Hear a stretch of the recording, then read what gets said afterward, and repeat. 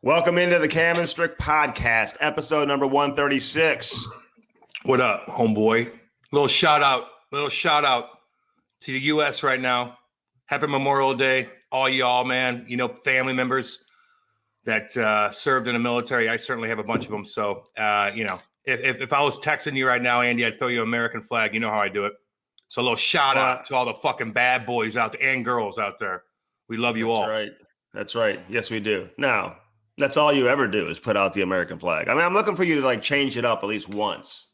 Man, I don't do it on Twitter much. I do it on on Facebook, which doesn't fucking matter.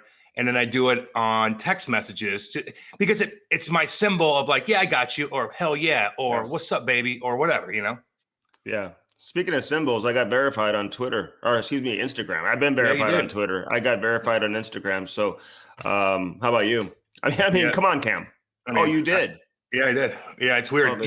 My broad has more fucking followers than you, and she's not verified. So it's very weird. Very weird. She should get it here soon, I guess. Okay, so I'm new to the Instagram, and I'm trying to build it up, Cam. I'm just trying to. Obviously, I put the barbecue pictures out there. That gets a lot of followers. No, no. When I comment on that, it does. If you just put it out there and no one gives a shit, they care when I comment on it because they start. That's not true. That's not true. Get out of here with that, dude. It's all good. So hey, you can do cool shit on Instagram. This ain't Twitter where you're like, here's breaking news about an injury. Here we go. It ain't that. It's more like, this is what I do. I'm a cool cat. Follow me because I'm cool. So in that sense, you might struggle. Oh, really? So give me an example. I'll give you an example. Earlier today, there's a beautiful deer, just hanging out in my backyard, dude. This is what is going on right now, okay? I've got deer in the backyard. Actually, multiple deer. Do they call them a pack? Oh, what are they called? Is it a herd? What is it? Yeah, I'd say it's a herd. You don't put an S on the end of it either, by the way, when it's plural, just so you know. Just so you know. Deer. Yeah, they're hanging out in the backyard today. I mean, the birds are chirping. I mean, I just love being out here in the wilderness, honestly, Cam, in the poor part of Ladue. You don't find too many spots like this here in the poor part of Ladue, but it's very private. Yeah, it looks pretty private, man. I see 50 fucking houses every time you go in your backyard and a school. Real private. And that deer that you just saw just got hit by a fucking semi truck. So it's. I hope not. You think it has diseases? Like when people have deer meat and stuff like that? Because Andy, people they try. I know people try to bring over deer meat to your house. Actually, the guy I met him at a Blues game. I didn't even tell you this. This guy comes up to me and he goes, "Hey, I'm the guy that brings deer meat over to Cam's house." Oh, I'm like, tell him he throws it away. I told people this.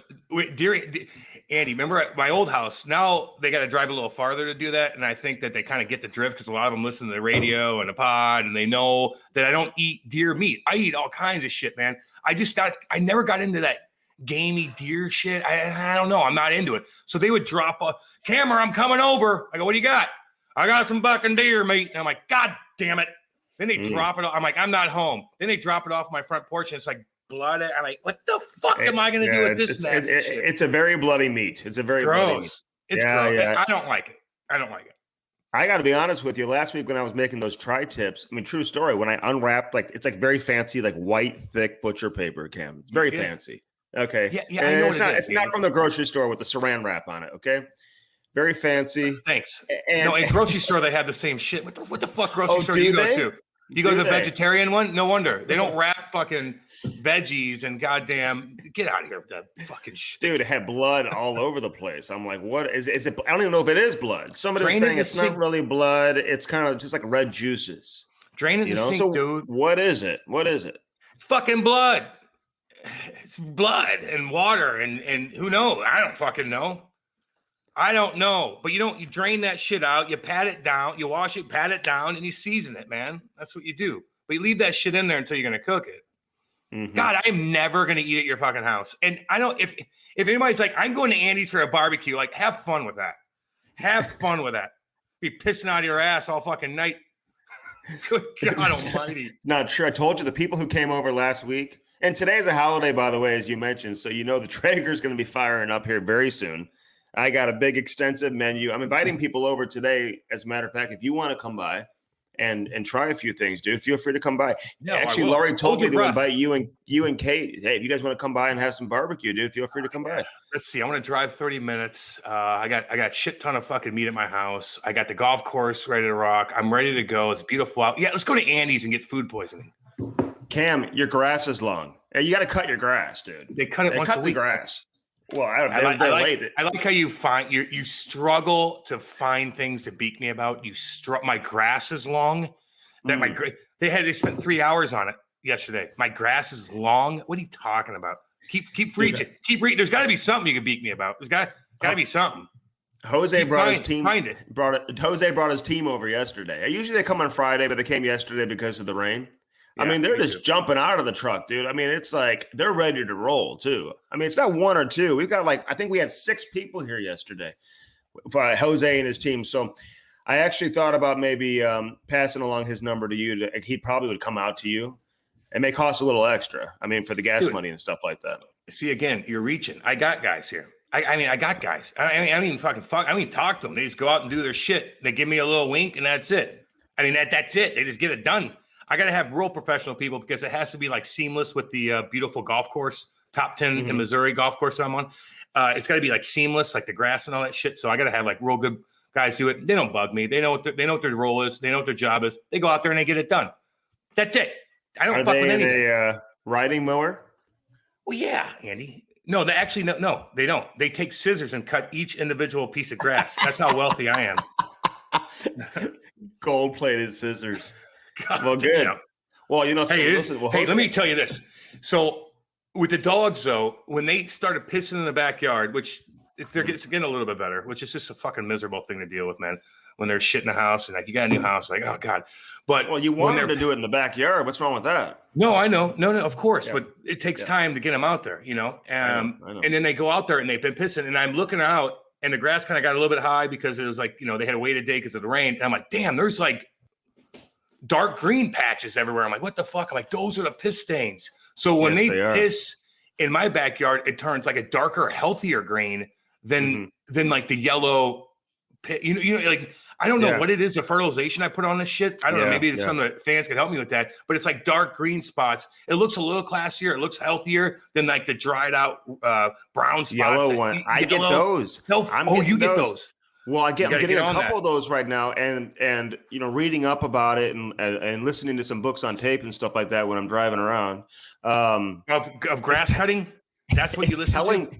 It's telling me that it could be from dehydration from your dog. Your dog could be dehydrated when it has the yellow spots. Dude, you got to put water out for the goddamn thing. Look, you can't put bottled water out for the fucking dog. It doesn't have fingers. It can't open the goddamn thing up. And it's a plastic. Like, what's wrong with you? Put a goddamn bucket out there. Put a bucket. Blade drinks water all the time. I mean, in all seriousness, though, before we get back to Blade, I got to tell you the story about Blade. It's been like very traumatizing. Dude, we got a lot of hockey going on here. Let's not bore the audience too much here. Let's go. What are you grilling today? I grilled 2 days ago. I'm not gonna lie to you. I fucked up 2 slabs of ribs. I did, man. Like I fucked them up. I couldn't get the fucking heat down. I got charcoal. I had little briquettes in there. I put some wood on it. The dogs were going fucking crazy. Try to barbecue with puppies. Like it's not an easy thing to do. So I had too much going on, Andy. Remember, I don't know if I sent you that picture. I had these like jalapeno poppers with these huge poblano peppers, whatever it is. And I had a bunch of shit going. Too much. I overextended myself, man. I'm telling you. And then I couldn't control the heat. And it just like a trigger's like, for like beginners. So you can just like go, or when you have charcoal, like you really have to figure out the heat. I put too much shit on there and I just couldn't get the heat down. And I dried the fuck out of these ribs, man. And I was pretty pissed at myself. So. Yeah, well, you should be because you wasted a bunch of food there. Yeah, I mean, I got it for free, but you're right. Yeah. A Traeger isn't for beginners, dude. Like people who win like international competitions are doing it on Traegers, dude. Because it's you press a fucking button, homie. Like there's no skill involved. You still gotta get your temperature down. You got to be able to season that motherfucker. You press a button, Andy. You press a button. You press you got to put the probe in there. You got to know what temperature it is internally, externally. Again, you don't even know. Yeah, I don't. Hey, barbecue companies, by the way, are reaching out because of good. They should. I may create my own rub. I'm trying to find out like a couple of vegetarian ingredients. No, just come the eat my rub. I'm a vegetarian. It goes great with everything besides meat. Oh, really? Dude, you can put it on that the anything, rub? actually. Is that No, is you that can what put you're it on gonna do? anything. You can put it on anything. Bagels. I mean, whatever you want to put it on. Bagels. Well, you could. Bagels. Yeah, you can put it on whatever you want. You But sound so dumb. let me say this though. I'm kind of messing around with it because a rub in reality, Cam, if you really like watch and like read, like everyone uses pretty much the same mixture. They got a No, they little don't. cayenne, No, they've they got don't. brown sugar, they've They're all got different. some butter. No, so mine's way different. And I got some of those in there, but I'm not giving it away either. Like what's in it, because I don't want anyone else using it.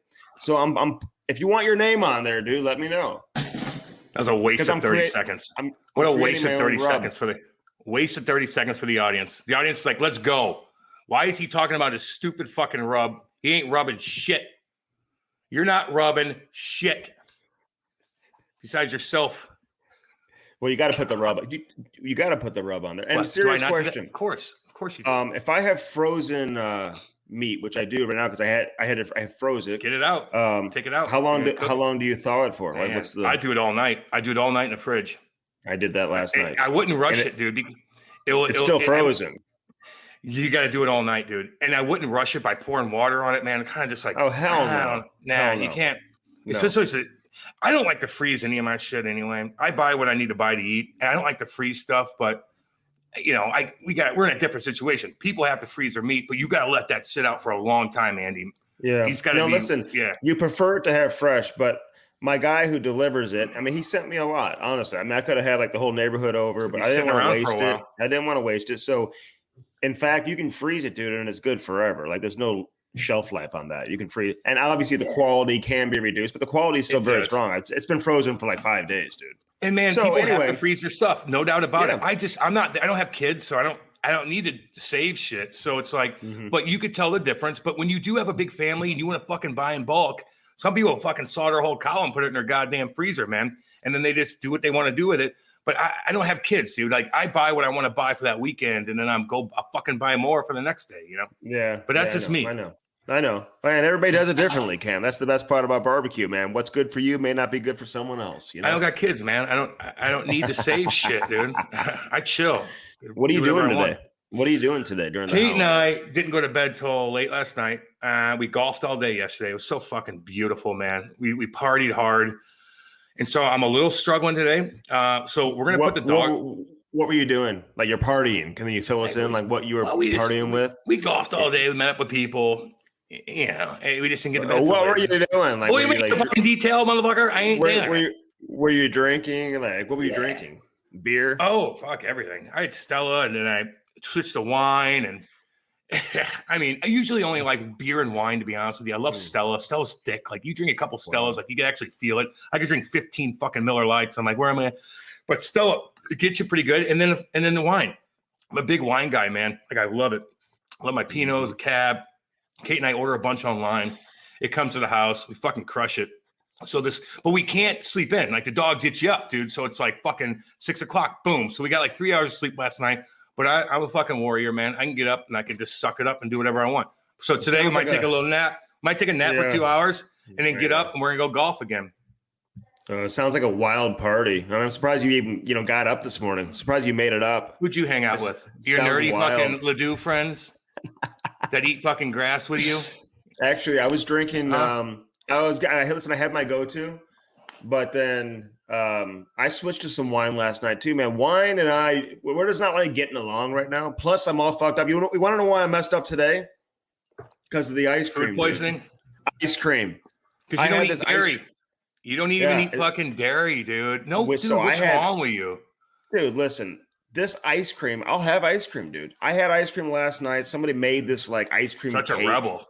I don't know what was in there. So it just kind of kept me up last night. But the wine is just starting to give me headaches, man. I don't know if it's because I'm getting older. I don't know what it is. No, it's because the wine. Cheap. No, it's not. It's not. We only buy good wine. It's a lot of sugar. Dude. Look, dude, it's a lot of sugar, man. Yeah, you get up. Your eyes get fucking bloated, dude. Don't ever do TV. You do TV the next day, Andy. and you drink a fucking shit ton of wine, or like fucking eating olives and I like dirty martinis sometimes, dude. Fucking, I love extra dirty martinis. Mm-hmm. You drink a couple of those bad boys and some wine, and you're on TV the next day. Your eyes look like you look like a fucking mutant. You look like a mutant, dude. You can't. I can't have you do that. Your teeth look really good the other night. You know what was that? You did something the other night, and your teeth look exceptionally. Where was that? I don't want your fucking eyes baggy. I need you to look fucking good. You need to put some fucking weight on. Exceptionally well, you said. Your fucking photo with me and Brady was terrible. I was terrible in that picture. You look terrible. Like, it's ruining the product a little bit. Yeah. I need you to do some fucking arm curls here, homie. Well, dude, it's the position that we were in. Bullshit, man. My arms were extended. My arms were extended. Well, then fucking flex them a little bit. Do you have dumbbells at your house? Or you just sit there and fucking pump up once in a while. Do 30 on each side. Then do your fucking tries, man. Get a. I take a 45-pound plate and I put it over my head and press it. Get your tries. Like, you don't need much. You could fucking wrestle that 45-pound. So do a 10-pound plate for you. It's not the muscle definition that I'm missing in that photo, dude. It was just the awkward. You ever been like in a picture where you're just kind of, your body's in a weird position? That's what happened. Andy, remember the picture we did for Ledoux News? Remember the magazine cover we did a couple months ago? And I looked like I had cerebral palsy, which is horrible, which is fucking. But my arm was kind of jacked up like this, and then you post it. Everybody's like, God, what happened to Cam? Did you get in a car? I go, no, the thing's bent. So they bend that thing and put it in your. Remember they bend the magazine and they put it in your mailbox, and then like my arm's like this. Everybody's like, God, he looks really awkward. And then I got chirped for like 3 weeks. I know. So. And I looked really good in that picture, actually, if I remember correctly. You look good in that picture. If I remember correctly. So the picture of Brady, he's like 6'3". Yeah. And he looks even taller than that. Yeah. And I needed to be in the middle of that photo, man, because we want to put our guest in the middle. That makes sense. But the way my body was torqued, it just didn't look right. The way your body type is small and puny, you need to be in the middle next to the two jack cats. I get it, man. Next time we'll do that. But how about you help yourself? How about do some fucking curls once in a while? Like curl something. Take some meat. Take that fucking meat that you're not going to eat and fucking curl it instead. And then throw it away because it's a waste anyway because you're not going to eat it. So just curl your fucking meat that guy gave you. Do something. Your arms look tiny. I get my workouts going. I work out. Oh, yeah, where? At the fancy gym with all your buddies. Like, hi, Andy. We're here hanging out. Let's talk about stuff. I don't even fucking go to gyms, man. I sweat so much. Like, I don't want people looking at it. I do it in my goddamn studio, dude. I got my weights here and shit. I just pump up in my studio. No one fucks with you. Jam out. Watch hockey on a TV, man, and just kind of get your groove. Listen to the radio. Take your notes down. Do push-ups. Do this. That's all you need. I'm talking to everybody, man. And I'm talking to everybody with kids, too, Andy. If you don't have a place in your house where you and your kid, if he's playing hockey, you could do some sort of workouts, push-ups, this, that, and the other, stick handle, then I don't know what the fuck you're doing. You better find something. If you want your kid to go to the next level, if you want to get a good workout, I'm going to go to the gym. You don't need to go to the gym. When you go to the gym, there's hot chicks in there now. You're in there like, God, they're staring at me. Then you don't get anything done. Do your goddamn house, man. Sweat all over the fucking place. I have that. I actually have that. We have the skills center. It's like I know you skills center. Yeah, you got that in your basement because I told you to do that. I forced that issue. Well, no, I was ready.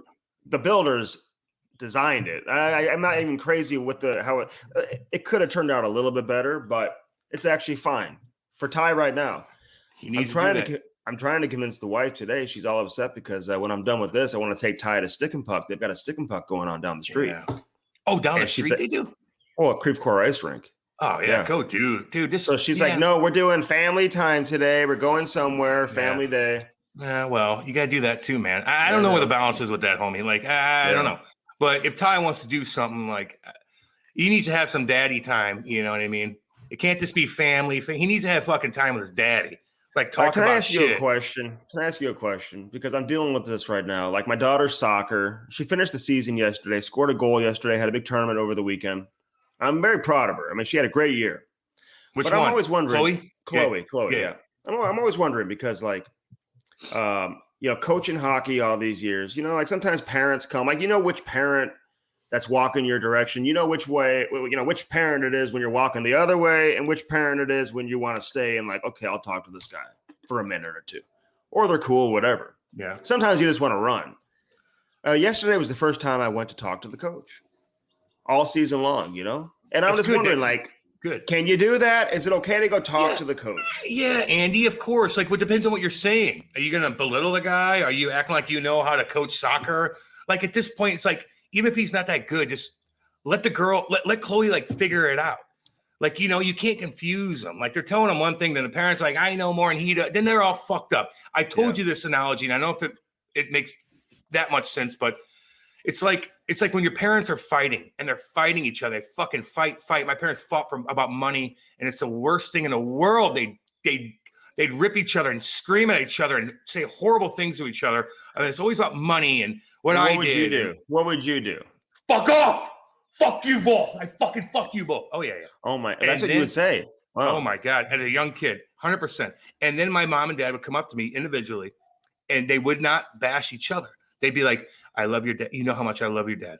And we're just fighting. And my dad would be like, I love your mom. And she's great. And it was never like, fuck your mom. Your mom fucking sucked. And then your mom's like, your fucking dad sucks. Then I'd be like, what? But it always came back to they loved each other. But God, fighting about money. Oh God, it was horrible. Hey, Cam, you know what they would say? High school? They'd be like, Cam, because of you need a new skates. Now we can't afford the electric bill. We can't afford the mortgage. My agent was buying all my equipment at the time, Andy. I was pretty high up when I was 13. He was buying all my shit, but he's not buying. He's not buying me going to fucking Michigan every goddamn weekend, staying in the hotel. We didn't want to team up with anybody because my dad was like, "We're done with this shit." So we didn't want to. Your agent was buying you skates at 13. Yeah, 13. At 13. Let's raise the age. Raise the age a little bit. It wasn't at 13. Probably my last 2 years of AAA, 14, 15. Yeah, he must have been real desperate. He must have been like, I'm not letting this cat get away. What were you doing at 13? Well, shit he was. Yeah, no doubt. I know. No, he put my time, man. Scotty was awesome to me, dude. Look, if you have a good agent at a young age, dude, a good agent or a bad agent can kind of fucking sway you in weird ways. Like we've seen that in the past. But Scotty was awesome. He'd always told me I was going to play. He's like, you're going to play. I'm like, okay, my dad's been telling me that. Like, he pumps your confidence up. Let me tell you this. I hear more stories, man. Like, there's some real good agents out there. Obviously, there's some that are a little shady, but there's a lot of really good ones. I mean, there's a reason why some are super successful. Okay, no doubt. There's some separate themselves from the pack. Yeah, and some are bizarre. But I think for some of these agents, I mean, it's a pain in the ass to deal with these players too. You get the wives involved. You get family members involved. You get the parents involved. I talked to an agent recently who said a dad of a pretty well-known player is like the craziest person in the world to deal with. You got a dad calling all the time, flipping out, going crazy, about his kid, what his role is on the team, call the team. Why aren't you calling the team? And you see players now, they leave their agents, right? They fire their agents probably more than they had before. You went through that late in your career. Right? Yeah. You switched agents. Different reasons for it, but yeah. All right. We don't need whatever. Yeah. All right. You switched agents, but guys do that. And in fact, Vladimir Tarasenko just recently switched his agent. He was with Mike Liut for a long time. Mike Liut, very respected agent. Big time. Yeah. Where'd you see it, Cam? I don't know. Maybe you fucking. Oh, did you tweet it? Andy tweeted it. Hey, listen. So, you leave a respected guy like that. You've invested so much time in these players, man, since they were teenagers. And then they just break up and they go to somebody else. So, and sometimes you need to change too, Andy. You do. But again, it all boils down to the parents. Just sometimes if you're a mom or a dad and you feel like you're just so involved, take a step back. Just take a step back and look at it. Look at the situation and be like, what is this really that? Do I really need to be this involved at this age? Mm-hmm. Do I really know what the fuck what do you do for a living? Well, I'm a construction worker, but boy, I watch hockey. Shut up. My dad was. He watched hockey. Now, my dad knows everything about it now because he's seen it firsthand on how to make it, on everything. I'd call my dad every goddamn day, tell him updates about my injury. He just knows. But back in the day, he didn't know shit. And he knew he didn't know shit. But he knew me. That's the one thing I told you. Parents, the one rebuttal you could have to anybody if you didn't play hockey and you don't know is you still know your kid. So if your kid's fucked up in the head and he's not doing that's the avenue you need to go down. Now, what kind of system are we playing? Well, why are you shut up? Let it play out. if your kid's good, he's going to play. No doubt. Mhm. And if he's not playing, there's always a reason. Always, man. Always. Yeah, That's no, I'm why with Andy you. didn't play. He was terrible. That's why he didn't play. See? Led the team in scoring, though. Okay. What team? What team? I still do, as a matter of fact. Get out of here. I'm just a natural goal scorer, Cam. Just natural. I just know how to find the net. Knack for scoring. Hands. You got okay hands. Fucking slower than dogs. Honestly, hey, no. Well, I'm older. That's why. I used to be fast. Oh, I bet. I think I have. Well, hold on. Do I have better hands than you? Be honest. I think I might. Andy, for sure I do. There's nothing better that you have than me. Like, honestly, find something. I'll wait. Hands. And what? Hands and what? Are they bigger and stronger than mine? Oh, toe dragging cats out there? Teeth. Oh, there you go. Teeth, 100%. There it is. There it is. See, I can come to an agreement with you on shit. Your teeth are way better than mine. Memory. Mm-hmm. Memory's a good one. Keep going. Anything significant? Grilling, barbecue. That's funny. Wheeling. That's funny. Wheeling what? Vagina. I got 300 on my belt. I got sick of it in 2008. I was confused for a while. You ever get to that point? I doubt it. No. I got a beautiful wife, man. And Yeah, you know what? Yeah, you do. And we've been together for a long time, man. It's a long time. It's your first love, dude. It's cute. First love. Hey, and he's like, no, Cam, I don't know what you're talking about. Me and my buddies went to fish concerts all the time. Went to fish concerts. And you know what we did afterwards? We ate fish because we don't eat red meat. Is that what you're talking about? Is that where you met her at the fish concert? I just got my tickets for Fish in Denver, early September. What is it, Labor Day weekend? 3 nights in a row, Cam. Dick's Sporting Goods Park in Denver. And they was canceled last year. I went 2 years ago. You should come. Red Rock? You would absolutely love it. It's not Red Rocks. It's in Denver. But it's not Red Rocks. Fucked me up a little bit. I'd party there, man. People are fucking partying in that place.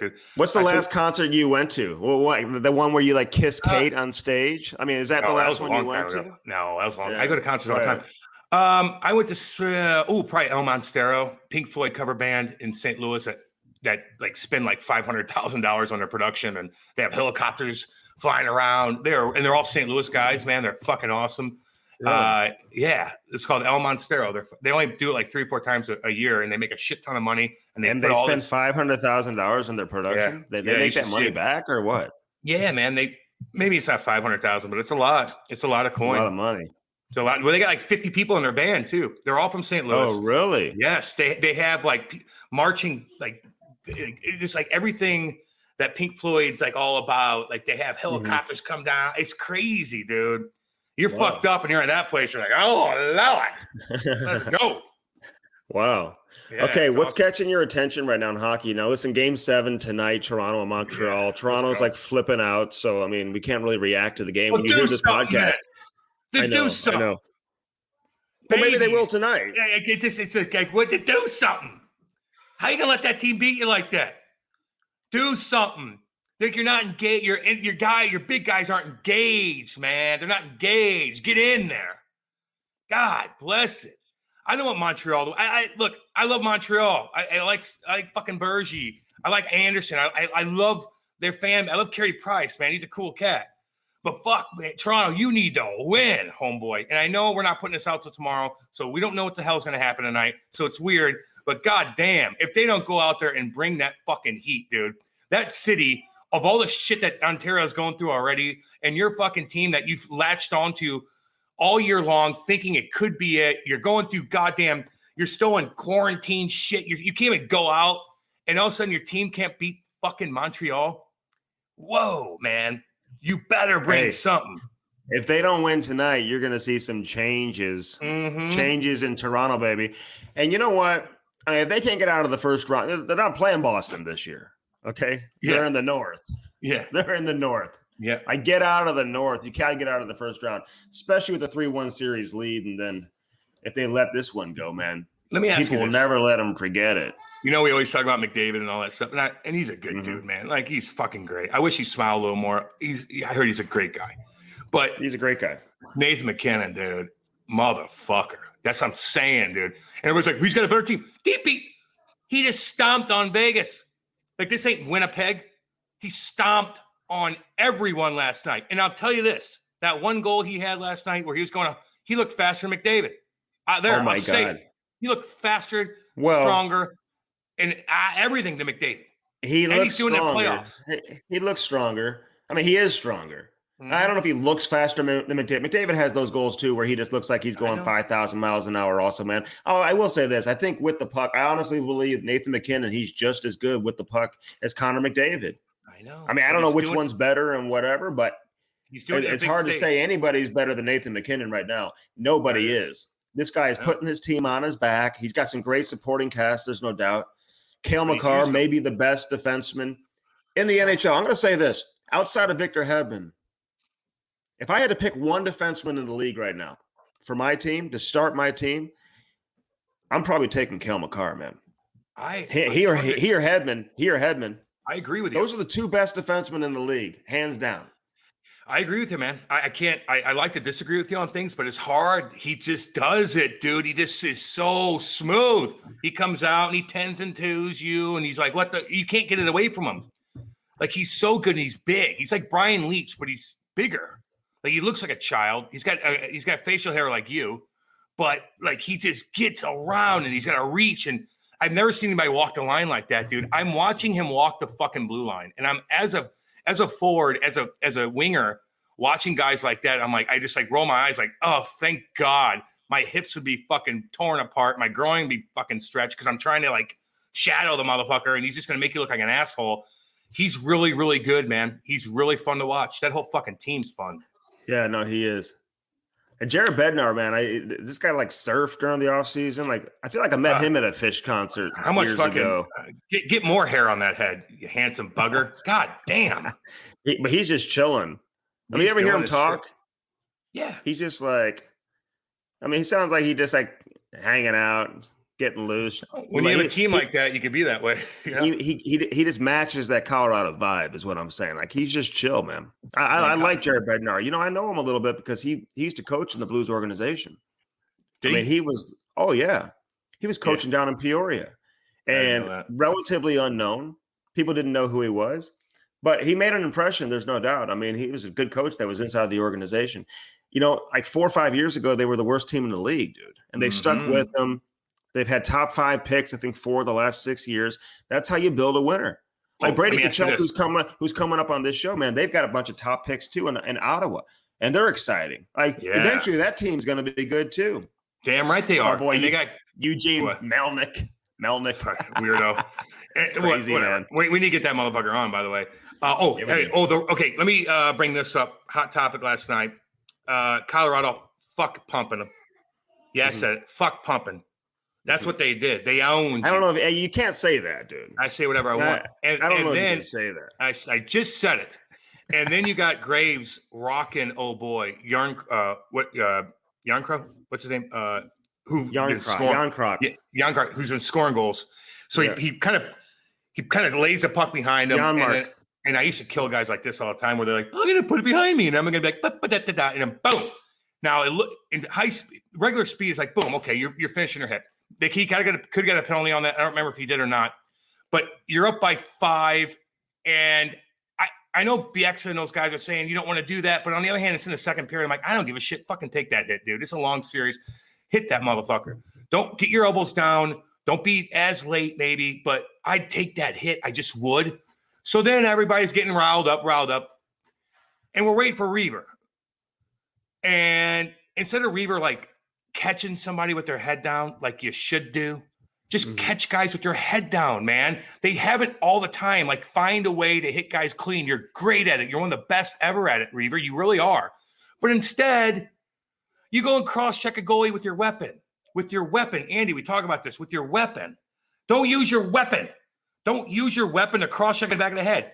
Go push guys around. You got fucking a ton more games coming up here. The game's over. You don't need to get suspended. He's going to get suspended. Get a match fucking penalty.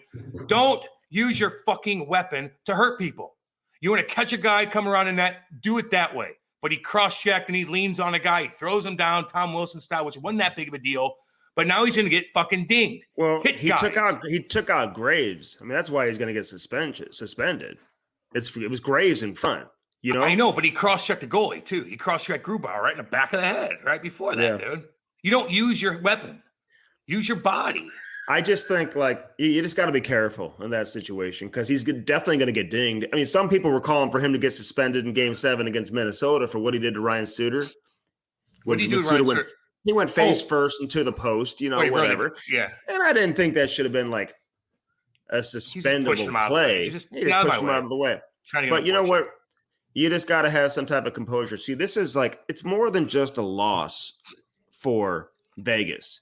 It's the controversy with starting your backup, not backup, but, starting Robin Leonard instead of Marc-Andre Fleury. Now, I can go back and forth with this and we'll talk about it. Me too, yeah. But, you gamble, right? And you lost that gamble. I mean, you got absolutely shit kicked by Colorado. I mean, you lose 7-1. Like, you're giving up, 4 goals? I think it's 4-0, like 25 minutes into the game, something like that. Yeah. I mean, they never had a chance. I mean, they didn't even look like they belong in the same league as Colorado, okay? So you gamble there, you lose. Now you're losing your composure, trying to retaliate, something you can't do really in the Stanley Cup playoffs. You can't just go around retaliating. I guess if you're losing, I guess you could maybe get your shot in, but you got to be careful because otherwise the result's going to be what's going on now. They're going to be without Ryan Reeves, who's an emotional leader too, right? He gets the boys going on the bench. You want a guy like that on the bench. You want him in the room, even though if he's a guy that only plays a handful of minutes. Evander Kane, by the way, is beaking him on Twitter.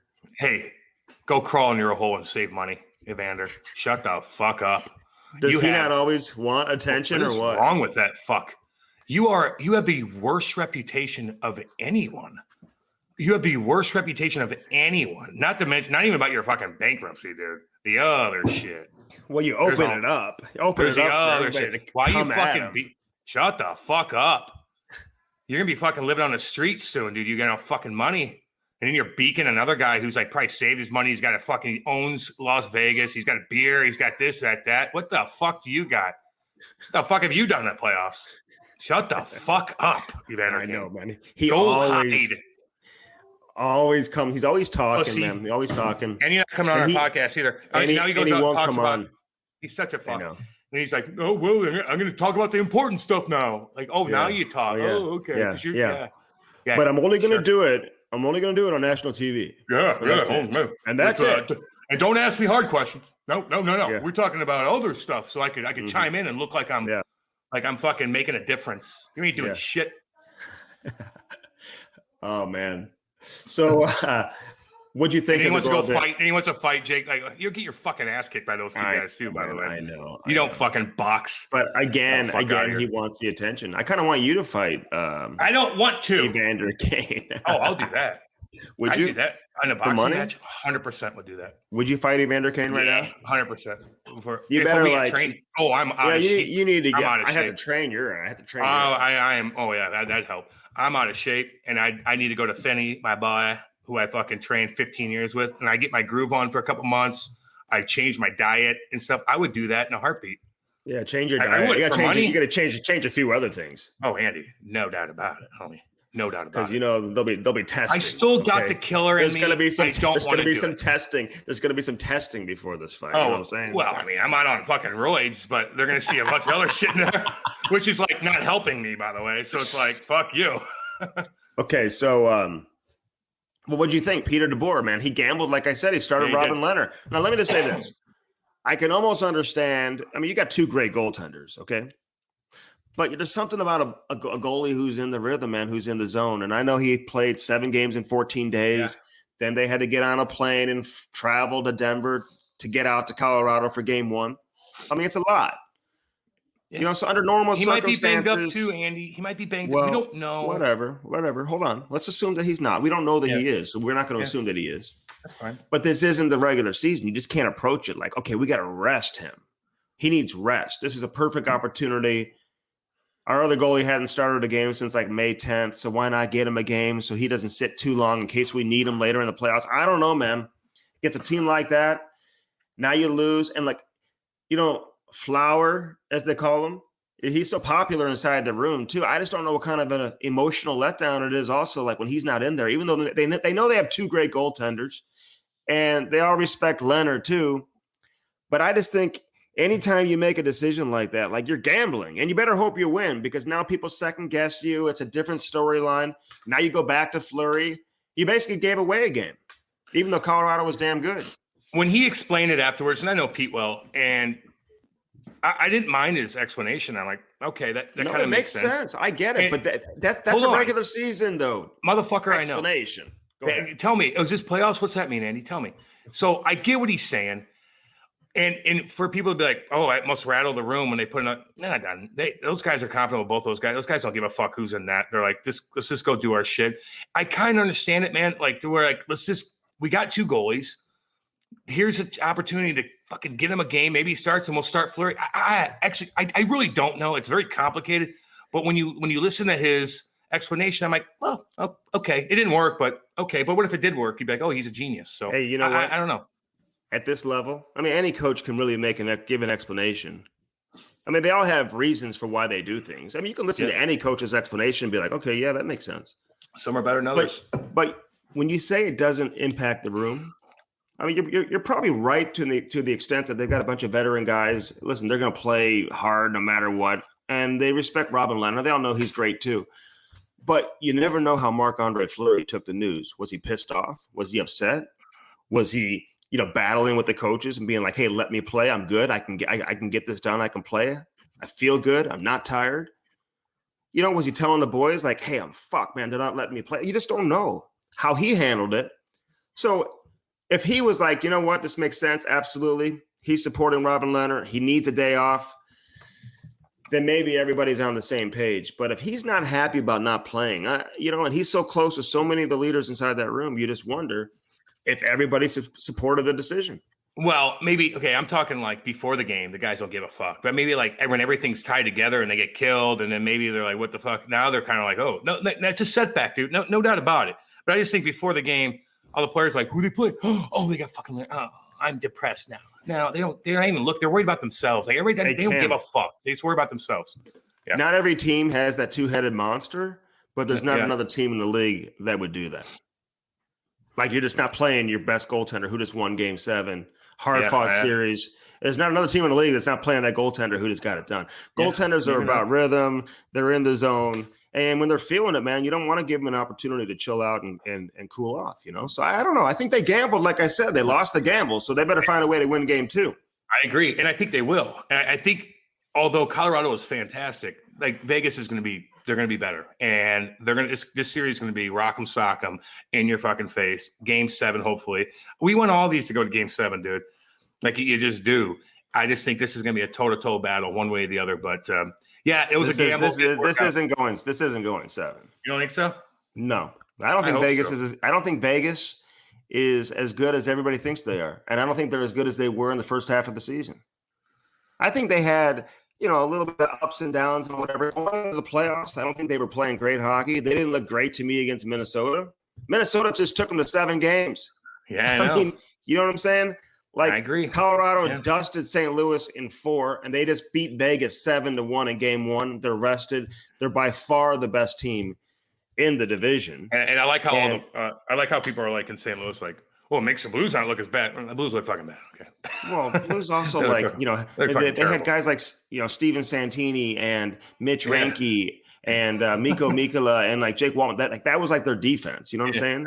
They didn't have their leading scorer or the number 1 defenseman. I'm not going to sit here and say the Blues were going to win anyway, but you give them a full deck of cards, I bet you the series is a little bit different. Well, I'd like to fucking have Tom Stillman make a little bit of money to have like another game there and shit, just like the fuck. Maybe have 15,000 fans there. It makes a big difference for revenue. Yeah.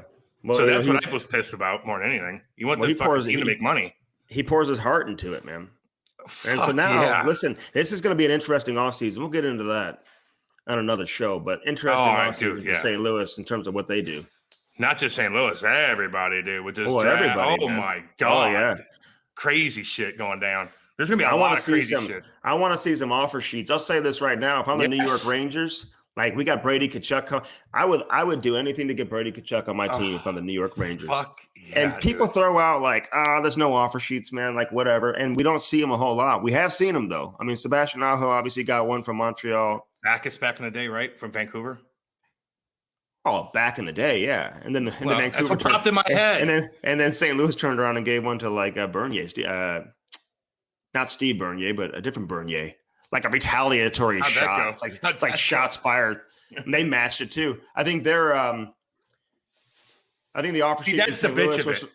was for like the same amount of money that Vancouver offered David Backes, which was like 2.5 per year, like a 3-year deal. Like that's like an easy match for both teams. I don't know. But you know, how about Landeskog? And everyone knew Carolina was going to match Montreal's offer. It wasn't structured enough to the point where they weren't going to match it. So Carolina kept Aho, who's a hell of a player. But if I'm the New York Rangers, Chris Drury, man, former Little League World Series, what position was he? Was he the pitcher? Just a sick athlete. His son's playing right now in the sick athlete. Did I see his kid? Is this kid playing in this fucking World Championship for US? I think it's his nephew. Oh, okay. Looks just like him. I know. I think it's his nephew. Are you watching the Worlds? You taking notes on that, Cam, or what? Fuck no. I don't give a shit What's about your scouting report? How's Weidman playing? There's some That's all I big care hits. about. There's some big hits. How's Weidman playing? I haven't paid attention that much. I haven't paid attention that much. That kid Jason Robinson's scoring for the Team USA. Scored his 3rd goal today against Germany. I'm a big fan of that kid. Yeah, I just don't give a shit enough about it. It's not the best. It's not the Olympics. I don't give a fuck. But it's on. It's on, and it's just like it's there. I'm like, oh, whatever. I'll watch Smithsonian. I watch Smithsonian Channel, Aerial America. That's my jam, baby. I love it.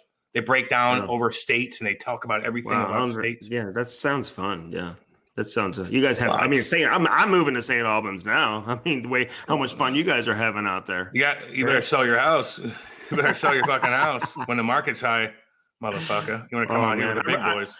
I already got the plan. The real estate plan. I love real estate, man. Real estate is the easiest way to make money if you do it right. Buy and sell. Buy and sell. Yeah. I mean, that's usually with a lot of different things, but it's all good.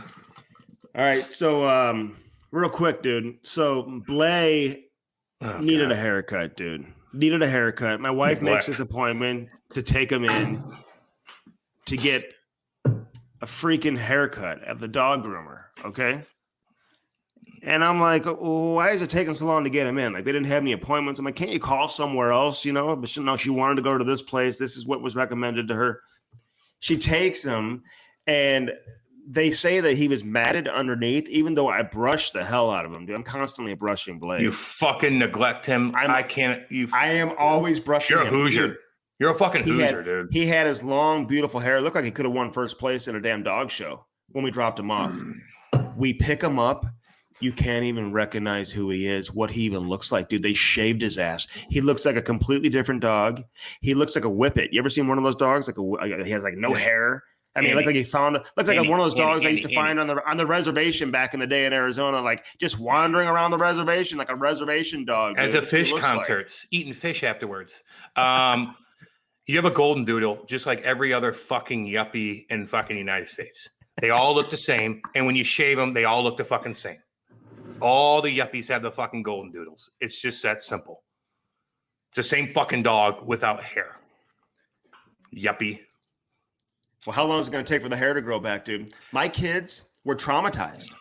They walk in the house. Oh, were they? Oh, Cam, you would have thought it was like a crime scene that they walked into. Like, who's this doggy? Crying, wouldn't get near it. I'm like, the dog's picking up on the vibe right now. You're scaring the dog. I can only imagine what Blay went through, being traumatized on the table, getting shaved like that, dude. But when I say, Cam, it looks if I showed you a picture, dude, you'd be frightened. No, I know. My buddies all have to do it. They're golden. See, there's a bunch of yuppies out here with fucking golden doodles out the wazoo. They all congregate in my backyard at night. We all have wine. All the dogs play. And I'm like, that dog's the same as that fucking dog, the same as that. My dogs stick out like sore thumbs with their cuteness. I rent my dogs out $500 a piece for an hour to guys that don't get a lot of vagina. And then they go and they walk them for 5 minutes at the park, and there's fucking girls all over them. And then they pay me the money, and then I bring the dog back. The dogs don't have anything to do with it. But it's a fucking revenue source. That's how redneck you are. Like, people walk pit bulls, and then they get like women pick them up when they're walking pit bulls. I mean, they get some 80s tattoos on their arms too. Did you see my dog pictures? They're pit bulls. No, they're not. What are they? They're like a mixture of a bunch of different things, dude. Yeah, they're a mixture of cuteness and fucking coolness. And a mixture of pit bull. And they're like, every girl in the subdivision congregates to the backyard just to see the puppies. It's crazy. Who's congregating in your backyard? Deer? The CBC boys? Chaminade boys at your school? Chaminade. The homeless people down the road? Don't be doing that with the pit bulls, dude. It's dangerous. I'm waiting for those dogs. I'm waiting for a complaint because they bite somebody in the neighborhood. I can't beat my dogs up. All right? They're not tough. They're pussies. Oh, really? They're the biggest pussies ever.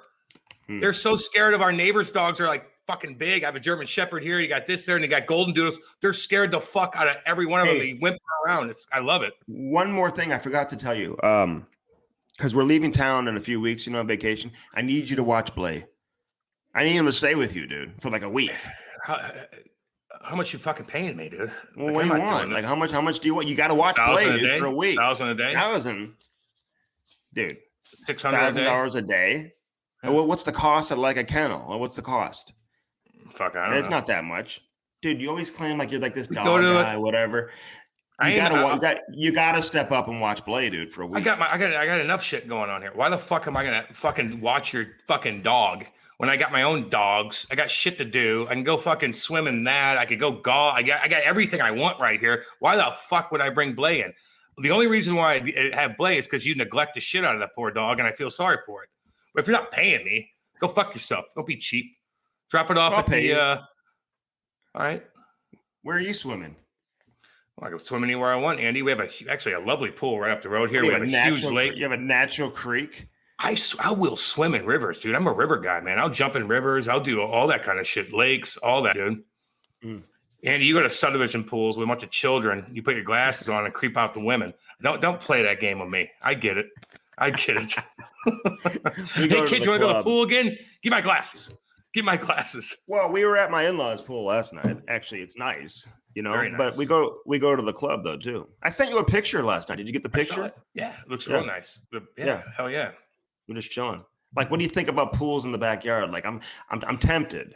I don't know, Andy. It's a fucking pain in the ass, dude. And they're very expensive right now, and they're all backed up. Everybody's backed up with pools because everybody's at home, the fucking Corona shit, and everybody's just at home. So it's Andy, you have to really think about what you want because you can't undo it, homie. So if you have a nice view in your backyard, like Kate and I are thinking, like, what do you want to do? Like, we're gonna fuck the view up. Like, how's the draining system going? Like this, there's just a lot to it, man.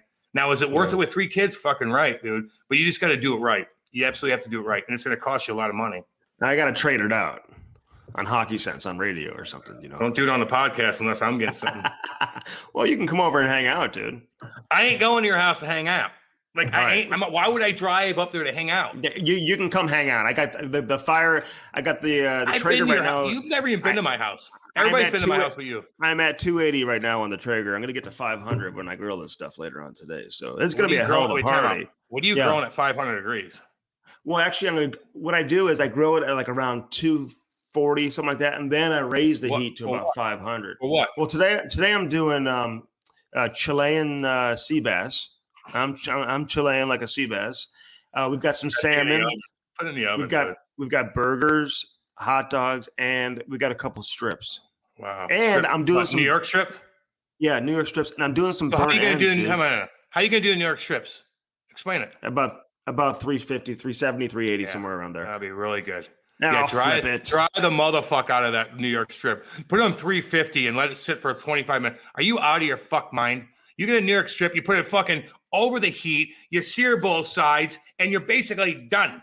With a steak, you sear 2-3 minutes each side. You turn it, you flip it, you turn it, you put it in garlic and fucking butter, you wrap it, and you let it sit for 10 minutes, and you're done. What are you doing? Cam, I've got my own rub, dude. I told you I'm creating my own rub. What does that have to do with anything? You're telling me the wrong temperature. Do you want your name on the rub or not? No, I don't. Keep me out of this. So when people ask you, like, do you tell them, like, hey, how do you want your steak? And they're like, can I have mine, like, medium rare? I like it bloody. Well, we don't do that around here because I slow cook it on a Traeger at 350. They're going to be like, what? What do you mean? It's not fucking chicken. I want mine bloody in the inside. Well, we don't do that here because I got a Traeger. You're ruining yourself, homie.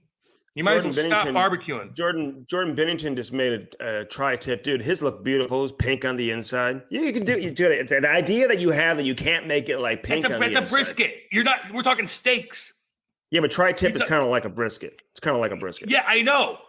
You do low and slow for brisket. For steaks, you go high heat and quick. God, so for the steaks, dude, no, I put the rub on there, and then I toss it around a couple times, whatever, and then I know when it's done. What are you tossing salads? Like, what the fuck's wrong with you? God, well, damn, you gotta flip. People are gonna fucking bash you, and you fucking bring it to them, guys. I post one little thing about you on Twitter. It's nonstop about you and your bullshit diet. They bash you all. I mean, don't make me be mean. You're forcing me to be mean to you. You ever make skewers? I'm doing some skewers too. You can do those. Dude. You can with do some those veggies and stuff like that. Get them off the fucking heat. Put them on the side and chill. Those are fine. Yeah. Put over foil. Dude, it's a holiday, man. Yeah, I get that part, but don't fuck with me no steaks, dude. I used to cook steaks when I was 14 years old. Like, I know how to do them. I'll pour some beer. I'll pour some beer on there too if I have to. On a steak. Get that smoke. It didn't. Damn, you are. Dude, I'll send you a picture later on today. Yeah, it'll be damn good. All right, let's get to Brady Tkachuk. Great interview, by the way. Is he the Kennedys of hockey? Are they the Kennedys? It's a weird analogy because I know they all died in weird ways, so I don't want to here's the Kennedys, and from the standpoint, like, they've just got like NHL people in the family, like, all over the place. It's not even in the Tkachuk family. You got the Fitzgeralds, you got the Hayes family. Everybody's just kind of like doing their thing, Yeah. So that's why it's important to stay close to the Tkachuks. Like, maybe some of that positive energy is going to rub off on me. You just never know. Like with Ty, maybe he'll, Maybe he'll what? Fucking feed him some meat. And Walt would tell you that too. Walt would tell you that too. Dude, he destroys steaks and whatever. Snakes. So. Oh, you get so mad because like all this stuff. There's 2 snakes and they're shedding their skin, dude, on a tree. Do you guys notice a pattern? No. Do you guys notice a pattern? I'm not talking to you. No. I'm talking to the audience. I'm talking to the audience. Do you guys notice a pattern here? Do you guys notice a pattern? Everything I do, Andy tries to one-up me on. Everything. Now he's a fucking griller. Now he's killing snakes in his fucking backyard like I did. Now he's fucking this. Now he's doing that. Now it's everything. It's everything. You're trying to. It's crazy talk.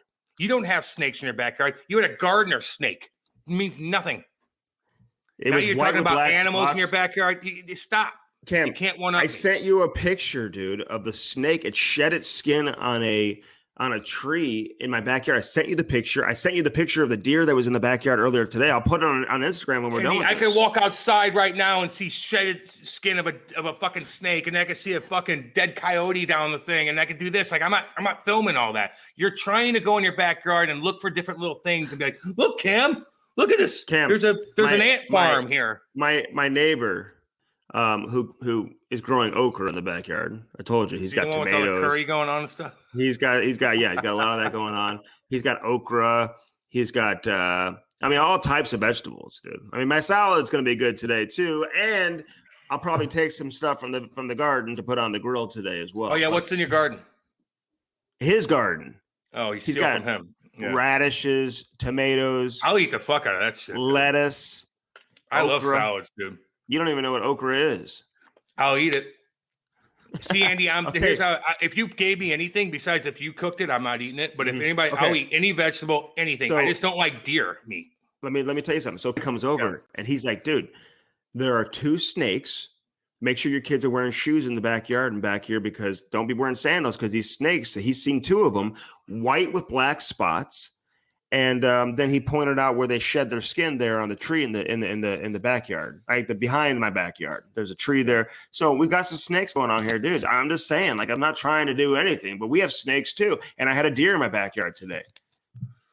Cool. And you think you're the only person in the world that barbecues, man? I mean, there's like, I'm getting calls from people from companies. They want me to create my own rub. You never barbecued until I talked about it. You never even got into everything you're into now is what I've been into. Everything. So stop. It's all good. Just do it right. And here's the deal. I eat anything. I'll eat anything. If you want to cook me all veggies, I'll fucking crush it. That's the difference. Like, I eat anything. Where you're like, good. I don't know if I like that. That meat's too. I don't eat red meat. I don't eat red. I'm healthy. And I'm like, okay, whatever, motherfucker. And you're like, I eat that. Like, you're just too picky. You're like an 8-year-old chick, little teenage girl. Like, I don't want this. I don't want that. Like, and now you're like, I'm fucking barbecue and brisket. Like, what is it? What are you? You're confusing everybody. Well, that's what I'm doing. It's barbecuing. Listen, I was barbecuing for years, and you knew I was looking for a grill for a long time. And all I had to do is say it once on the radio, and then all of a sudden people deliver. Yeah, because I talk about it with you. Stop.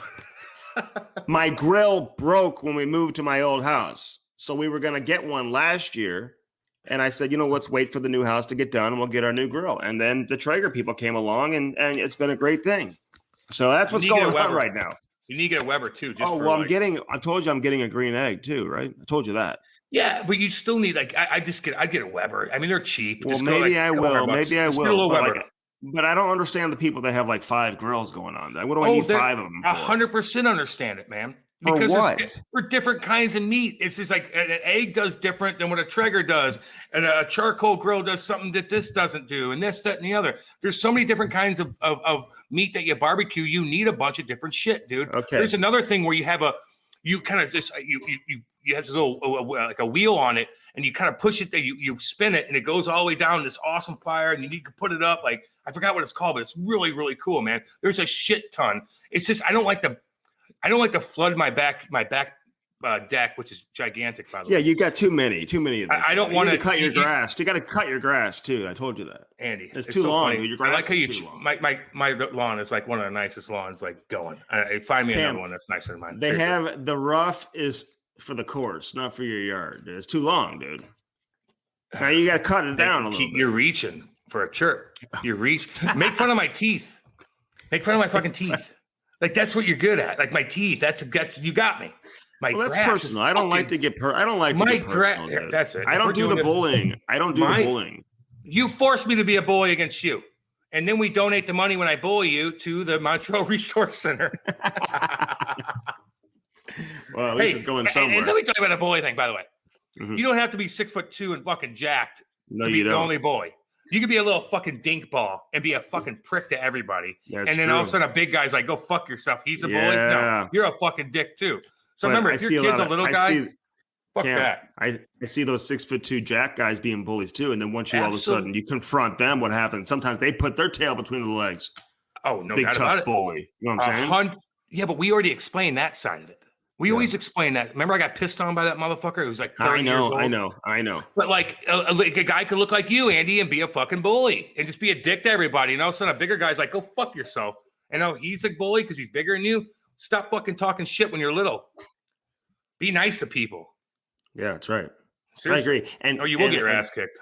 And a portion of the proceeds go back to the Montreal Resource Center, which is kind of why I feel like Montreal might win, man. I don't know. Could you imagine if you're Gary Bettman, you could have a second round in the Stanley Cup playoffs, no Ovechkin, no Crosby, no Matthews, no McDavid? I know, man. I mean, we just love this divisional format, don't we? Hey, I don't give a fuck if it's Carolina, Tampa Bay going, and they don't. Well, they got superstars, but Gary does. If Carolina's entertaining, if a team's entertaining without monster superstars, I don't give a shit. Yeah. Because you know what? But no, time out. Just time out. If you're a superstar and you don't do shit in a fucking series, I don't give a fuck who you are anyway. But if you're not a superstar and you're dominant, now you are a superstar, so it doesn't matter. But I get what you're saying with the big boys. Well, Gary Bettman doesn't want Carolina in the final. I mean, listen, he may take it, but you know what I'm saying? It's kind of like you need some star power. You need some TV ratings. You got the new TV deal coming out. You got to sell the game. Carolina's fun to watch. I don't know, man. Here's the difference. In hockey, it's so the two teams without superstars could be the most entertaining series ever. You don't have to have superstars to be entertainment. It's good to have the name, but if these teams are murdering each other and they don't have big names on it, it's still going to get a ton of attention. Now, it would be nice to implement these big boys, but hockey just does it itself organically because of how the speed and the toughness and shit. So I got to break that down for you. Well, I mean, I know what you're saying. I mean, but I agree. Like, Carolina is fun to watch. They're entertaining. They've got star power. I've got no problem if they reach the final. Like, they're good enough to where they could reach the final. Hey, I'll tell you. But I'm just saying, if you're in the league office, I don't think that's like something you go into the season hoping, like, you know, these small market teams, no doubt, are playing on national television on the big stage, dude. That's not what you really want, right? No, you also don't want a Canadian team on there with no fucking fans. Now, finally, they get 550 fans because of like people like pressuring the people. No, you know what? You know what it is? It's like they know the Leafs Okay, here's what happened. So Montreal had 2,500 fans in there. Okay, it's 2,500, whatever, but it's still 2,500. They're singing the national anthem and doing all that. Yeah, but they're not swaying your emotion that much. No. But in Toronto's like, hey, we need some fans in there too. It's Game 7. We can't lose this game. Like the entire province of Ontario will absolutely crush us if we lose. We can't lose. And the health authorities are now like, okay, vaccinated healthcare workers, 550 of them can come in now. Like if this was Game 5 or Game 2, like it ain't happening. But Game 7, it's just like, is that coincidence? Now all of a sudden they're allowed in. But what's they're vaccinated and they're healthcare workers. Like they know what to do. Like this could have happened weeks ago. Like what changed? Did the vaccine finally get in their system? I told you what changed. I told you what changed. It's Game 7. Yeah, but then that's fucking bullshit. I know. That's fucking bullshit, dude. I'm with you. They should have fans in there. There's no reason why they can't have 8,000 fans, 10,000 fans. I don't know. Andy, 100%. And we love the Canadian people. Like that's who we feel bad for. That's who we're like sticking up for. The government, fuck them. I hate every politician. I hate all of them. They all suck. They're all in it for themselves. We get it. But man, these Canadians, dude, like they're just like confused as fuck. Like, oh no, we just got pressure to do that. You could have done that months ago. It's not pressure. I just think I think it's pressure. Like, well, no, there's a lot of pressure, but they haven't shown that they were like looking to cave into pressure. I think they're looking like, okay, I think hockey is like runs the country basically. They're like, okay, the Leafs have no fans. Montreal has 20. We got to have some fans, and they come up with the number 550. It makes no sense. I mean, it's like when, like I said, if it was game 2 tonight, you're not getting 550.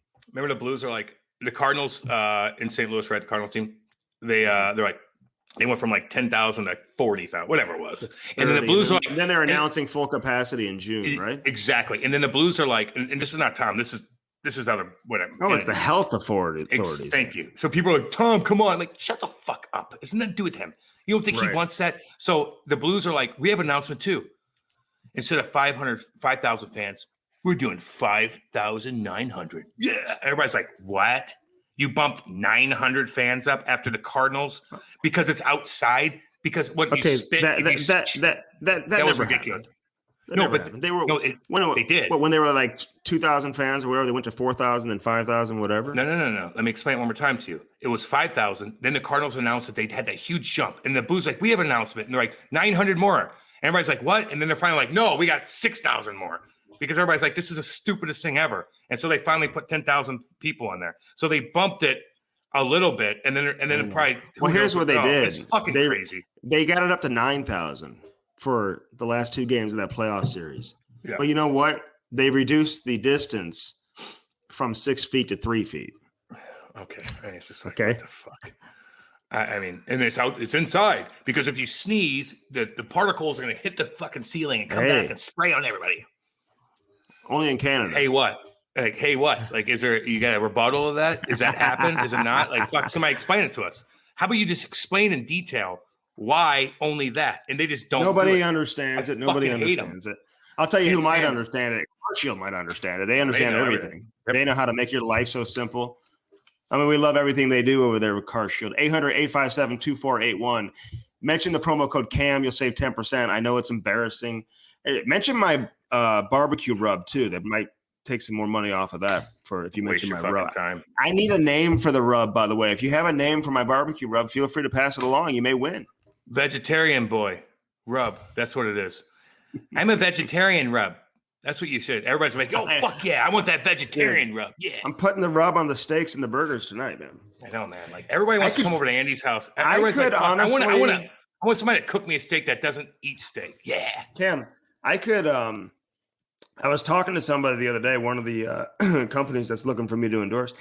I could put it in dry ice, dude, and ship it to Canada. People could try my stuff if they want. If you want to try my tri-tip, you want to try my burgers, dry ice, I'll send it to you up to Saskatchewan. It'll get there in a few minutes, and it'll be perfect. Yeah. So there's different ways you can do it. Those good old fucking Stevie McIntyre and those fucking John Morasti fucking shit-kicking big boy cowboys that fucking eat raw meat. They eat raw meat from fucking buffalo and shit, and then you're going to send them your fucking dinky-ass shit? Get on with yourself. Dude, it's This guy's good. laughing in your fucking face. It's the They're laughing in your face. best quality meat you're going to find anywhere too. There's actually, honestly, the place I get it from, they send it, and true, I mean this, they send it all over the country. Andy, no one cares, and it's just not a live read for this fucking shit. And so don't make me fucking bring in my. Don't compete with me with my fucking butcher. I actually fucking eat their shit. So don't. Let's not go back and forth on who's better with the barbecue. No one gives a fuck. NHL executive. This motherfucker ain't sponsoring the fucking pod, so fuck him. Give a fuck. I might hook you up though. I don't know if he's fucking smart if he's hooking up with you anyway with this shit. Oh my god. He's not. Jordan Bennington just made one of his tri-tips the other day. He sent a picture. Dude, it's Jordan Bennington. Like it's Jordan Bennington. Beautiful. It's Jordan Bennington. Chris Pronger did too. Made some. Hey, real quick, Cam. Before I go to the store today, what's the difference between baby back ribs and St. Louis ribs? Because spare ribs are different. They're just a little bit bigger. They take a little bit longer. Baby backs are just smaller. It's a different cut of the rib, dude. Like one's on one section, the other's on the other section of the rib. St. Louis is spare ribs. You could have St. Louis style both, but the spare ribs are just bigger ribs. What makes it St. Louis? Do you know? Is it the sauce?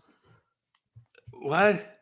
What makes it St. Louis style? Cut. It's just the cut of it. It's the cut of the meat. They make it St. Louis style. Baby backs is a different part of the okay. fuck. Why the fuck do I have to fucking look it up, motherfucker? You don't even know. God you don't even damn. know. I'll let just you know explain it to you. Too. I just explained it to you. Just put the you bib don't on. Eat meat. What do you care? You're not eating ribs. Barbecue sauce all over you. You don't know what I'm eating over here. Yeah, you're eating grass. Of course I know. Car Shield, you can pick out your own. I am growing. You can pick out your own mechanic and then look at that picture. Dude, the picture wasn't like I was distorted. The way my body was turned. I want to retake. See, that's what happens. Like I was talking to somebody. Brody takes these pictures. And he fucked up the picture. You can't just like settle with that. He doesn't even look at it. He just like puts his phone up and just takes it. I'm like, Andy looks so weak and pale. It's fucking the product over. Cam, he fucked up. I need you to look bigger, dude. Seriously. When I have people take pictures of my family and stuff like that, like people don't know how to use a phone to take a picture. Like nobody can take a good picture. And now Brody's included with this damn picture. Like take another one. Put me in the middle. Terrible. You look terrible in that. Your teeth look fine, of course. But your body looks like I looked old. Yeah, your body looked young. Your body looked like a 6-year-old girl or something. So you look young in that department, but like I mean, Cam, you're bullying, dude. That's another fine. No, more money going to the Montreal Resource Center now. I'll cut you a check right now. I'll give you $100 for that comment. $100. Fine for that. Yeah, Car Shield, carshield.com. Call them today. Mention that promo code Cam. You're going to save 10%. I know. Keep It Handsome. They still save 10%. Yeah, well, keepithandsome.com. They still got the bundles, the Strick bundle, which is much better than the Cam bundle. But if you want to get the second best bundle, go ahead and get the Cam bundle. It's whichever one you want to get. I like the Strick bundle better than the Cam bundle. In all seriousness, even if it was called something else, Cam, I would like my bundle more than yours. Good for you. Okay. Good for you. Good God. It's always why you always have to compete with me? Like it's just an absolute losing battle every time. Unless you're specifically talking about your fucking teeth. That's it. Yeah. Chirp me about my teeth. When they shaved Blay, they kept his beard and the hair on top of his head and the tail. That's it.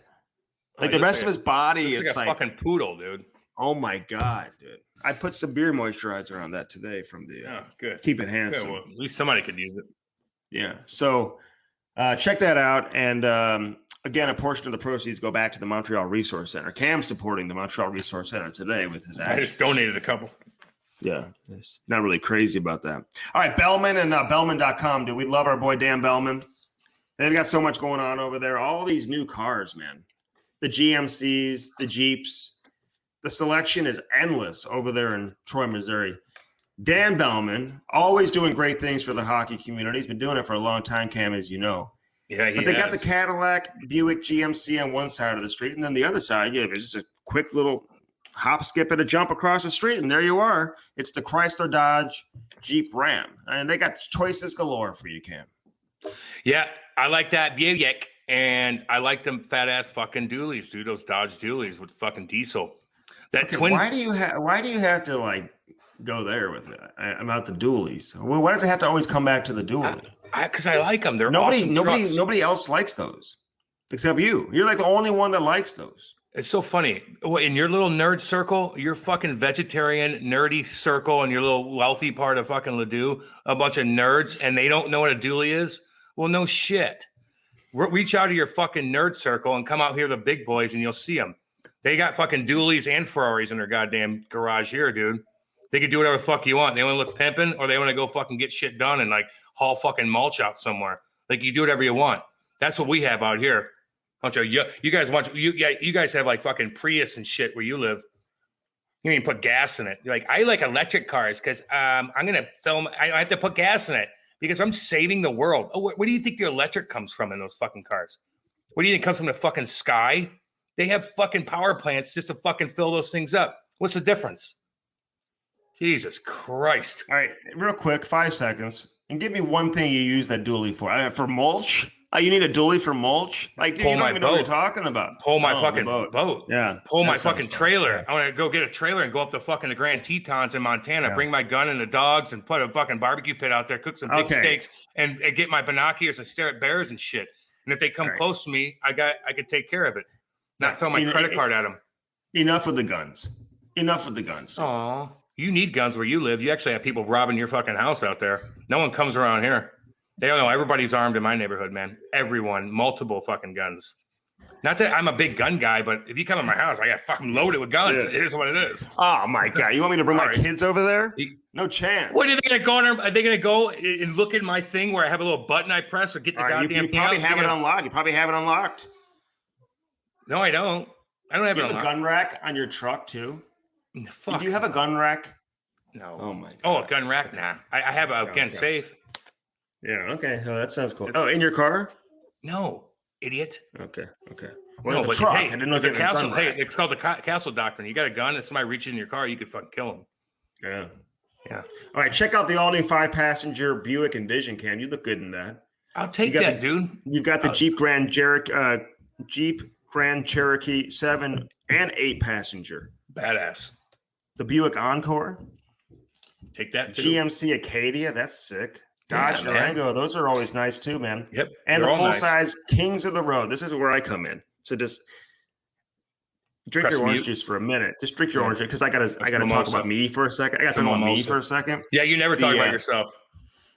Just the Kings of the Road, full-size Kings of the Road, the GMC Yukon, Cadillac Escalade, and the all-new Jeep Wagoneer. Okay, now you're back.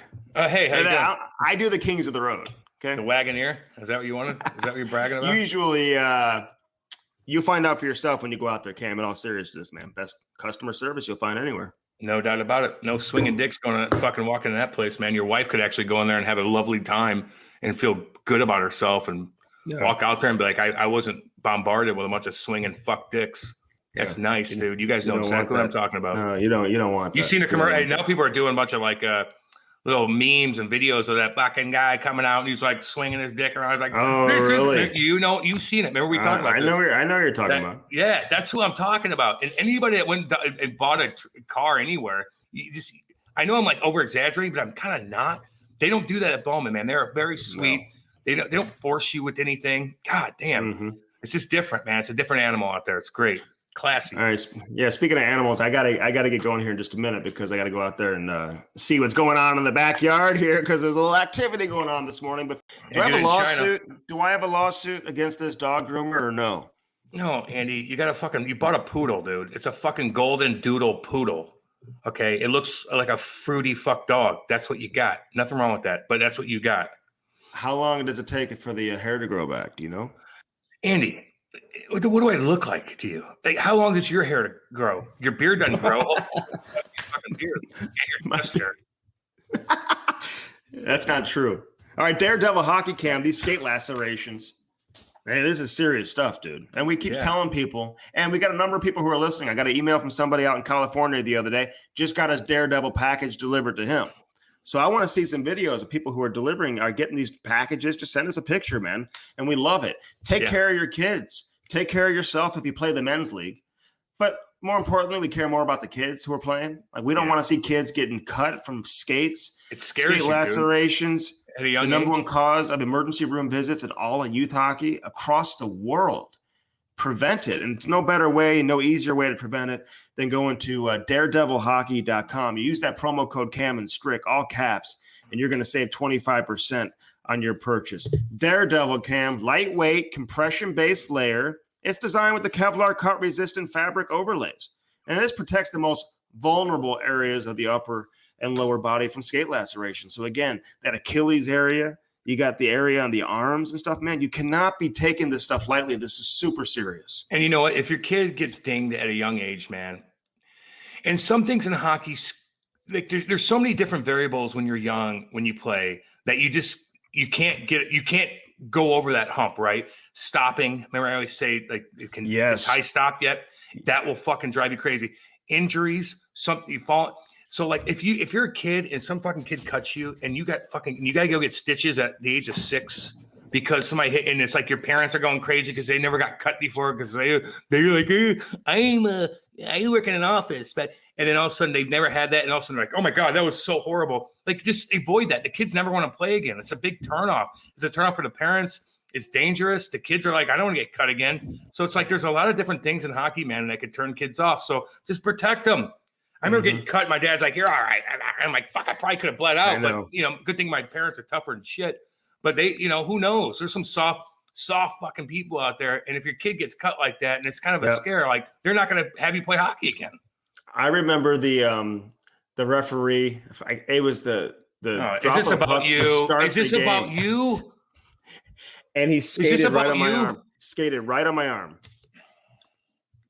And something else happened. Hold on. They had a plastic surgeon come back in the locker room to look at it, dude. That was very serious. I mean, it was cut wide open. And then what happened? He's like, go fuck yourself. Several stitches. I stayed in the game, then got stitches afterwards, and I have the scar here to prove it. But again, it could have been avoided, dude, if I had Daredevil. That's the point of the story. Could have been avoided. And not everybody's as lucky as I am where you don't bleed out and you don't have a serious injury. Is what I'm trying to say. Is that why you didn't play? Because you're like, fuck, I can't get cut like this again. Well, it was very dangerous. Yeah, so very dangerous. I'm going to start blogging.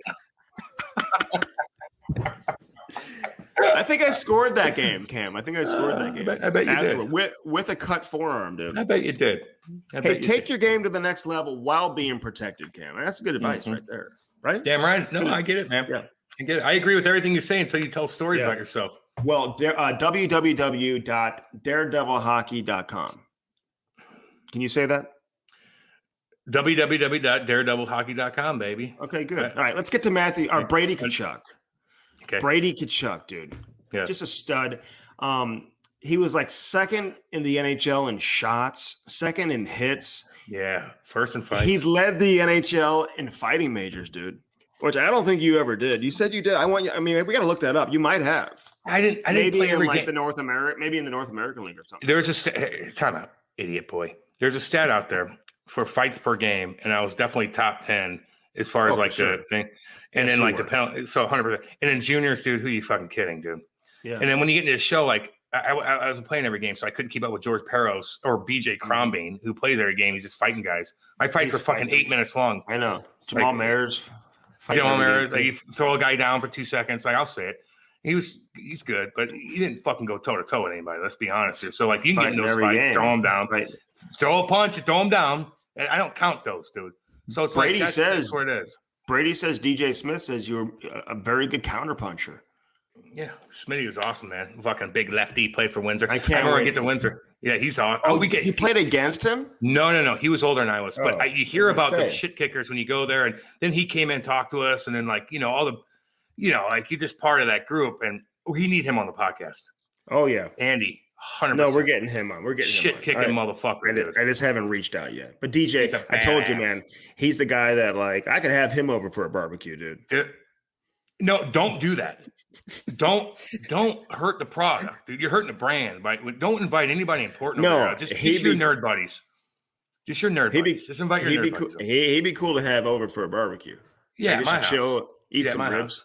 Well, it's a little far out. It's gonna be funny. He's gonna go to your house and be like, Wow, look at all the wildlife out here in Ladue. I'm from like Saskatchewan, and look, there's a deer. Look, and he's like, dude, there's a bird there. Look, and DJ's probably like, motherfucker, I was fucking like hunting fucking deer like a fucking on a horseback back in the day. The birds, they're building birds' nests on my outside ceiling fan, dude. Like all up on the top of my outside ceiling fan on the porch.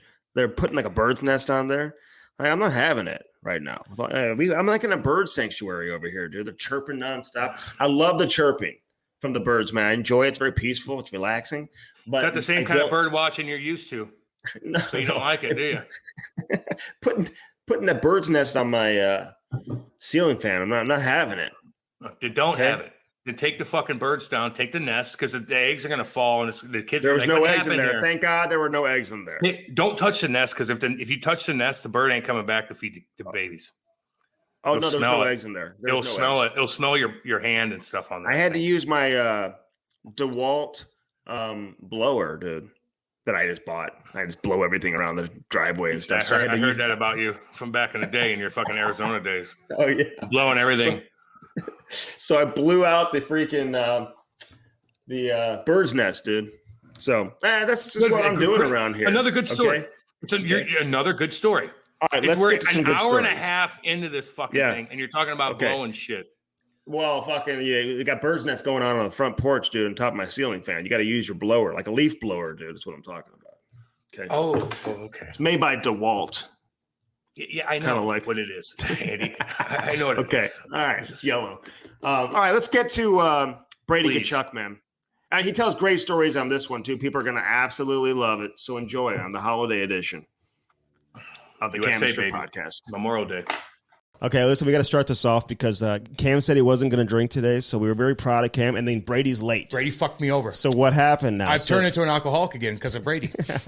I didn't drink all day, which is not a normal thing for normal people, but I didn't, and I come in here, I'm like, I'm not going to do it today. I'm not going to do it today. But then I had to wait 45 minutes. I'm like, you know what? I'm going to get some Rolling Rock. Why Rolling Rock? Because that's all they had there at the gas station. You're going to blame Brady for that? I'm going to blame him. What's up? Not much. Thanks for having me. Welcome into the show. Whole family are you? I know they did. I didn't know if like your mom was going to come in too. Your grandma's here. Which, first off, if you've never met Brady's grandma, she's like my favorite person in the family by far. Nuts. She's the best. Which grandma? Mom? Big Waltz. Yeah, Dad. The old Irish. Yeah. The ginger. Old school, yeah. The best. She's had to deal with Big Walt there for all those years. Oh, my God. What do you mean? Explain that. Was Walt, as a kid, was he a bad kid? Did she have to spank his ass around a little bit? A little bit of a shithead is from what I've heard. But, him and older brother Kevin. Yeah. Animals. So. Animals, eh? So I bet they had a couple fun parties at the house that didn't go over so well with Jerry and Chuck. People don't know this either, because the Tkachuk hockey family extends beyond just like Matthew and Brady and Big Walt, because you're cousins with the Hayeses, right? Mm-hmm. Are the Amanis kind of cousins or no? Fitzgeralds. Fitzgeralds for sure. Yeah, the GM there in New Jersey. Pretty much Ty is one of my best buddies. He's pretty much family. Yeah. There's all the parties he's been to. You got to listen to his dad who came on, Tony, when he was on with us. Oh, Big Tone Dog. Oh, my God. Well, you're like... instant offense. Is he like Chaser up in Saskatchewan, where he's related to everybody, which is kind of true and it's kind of like that in Boston over here, where they're just all related. So the Hayes, Kevin Hayes, though, right? And Jimmy Hayes, were you tight with them growing up? Well, they're so much older than Matthew and I. Yeah. We would always go to once a year a water park with the whole family. So it's just the whole crew. Were you guys wearing matching T-shirts and stuff like that? Did you get hepatitis in that water park? Because you will at Six Flags in Eureka. That's where Cam's from.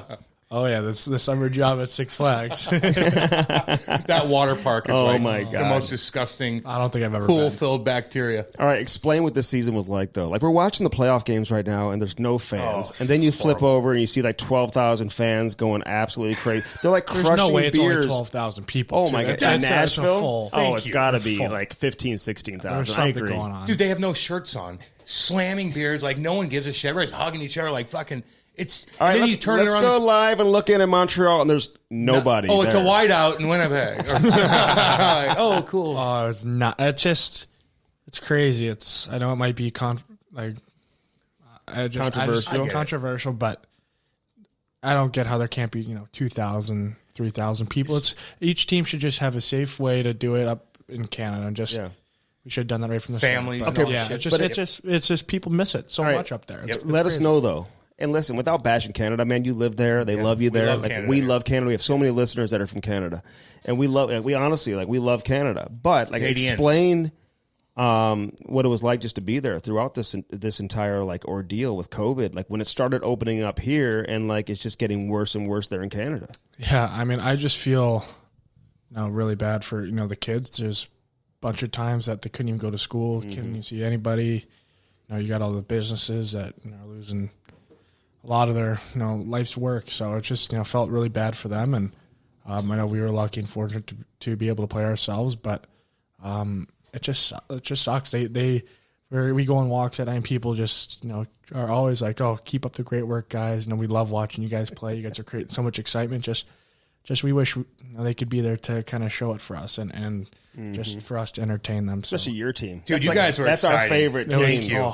You guys were. We exciting. love the Sens. Fun on the ice and fun off the ice with our group. You guys, because you're young, you don't give a shit. You're out there. You got DJ Smith, who's a cool cat too. You like your coach? Obviously, he's a cool. He's brought up your name a couple times. Little fucking lefty. The best counter puncher in the game. Really? I've seen. I said to Cam, I can't wait till we get DJ Smith on. I heard an interview with him. I'm like, this sounds like one of those guys you're just hanging out with at 3:00 in the morning, drinking beers, eating wings. The boys like him. He gets along. Players coach or what? Yeah, he's been awesome, especially for our group. Of course, we're young, and he's always shooting the shit with us. It's right before the game, before the meetings, he's hanging in our lounge, probably having his 10th cup of coffee that afternoon, and just shooting her with the boys. So it's he's a great coach, and I think he's a perfect coach for us at this stage. Are you okay? So are you? If shit goes down, you're like, okay, I got to talk to him. I'm going to go talk to him, the power play or the penalty kill or whatever. I'm going to walk right in his door, and he sits down, and it's an easy conversation. Open door policy. Open door. I think with him, it's not much that you have to go to him. He'll come to you with, he sees pretty much everybody once a week. It seems like he's so easy with, just having a conversation. It doesn't have to be about hockey, just, how are things with you, away from the rink, and how are you doing? And it might be a tough stretch where is everything okay? But he's a perfect coach. He's so much fun to play for, and I know everybody on our team really loves playing for him. All right, what's it like living with Josh Norris, right? And is it Jimmy or Timmy? Honestly, I feel bad because it just feels so right that it's Jimmy, and it's just whenever. How'd that start?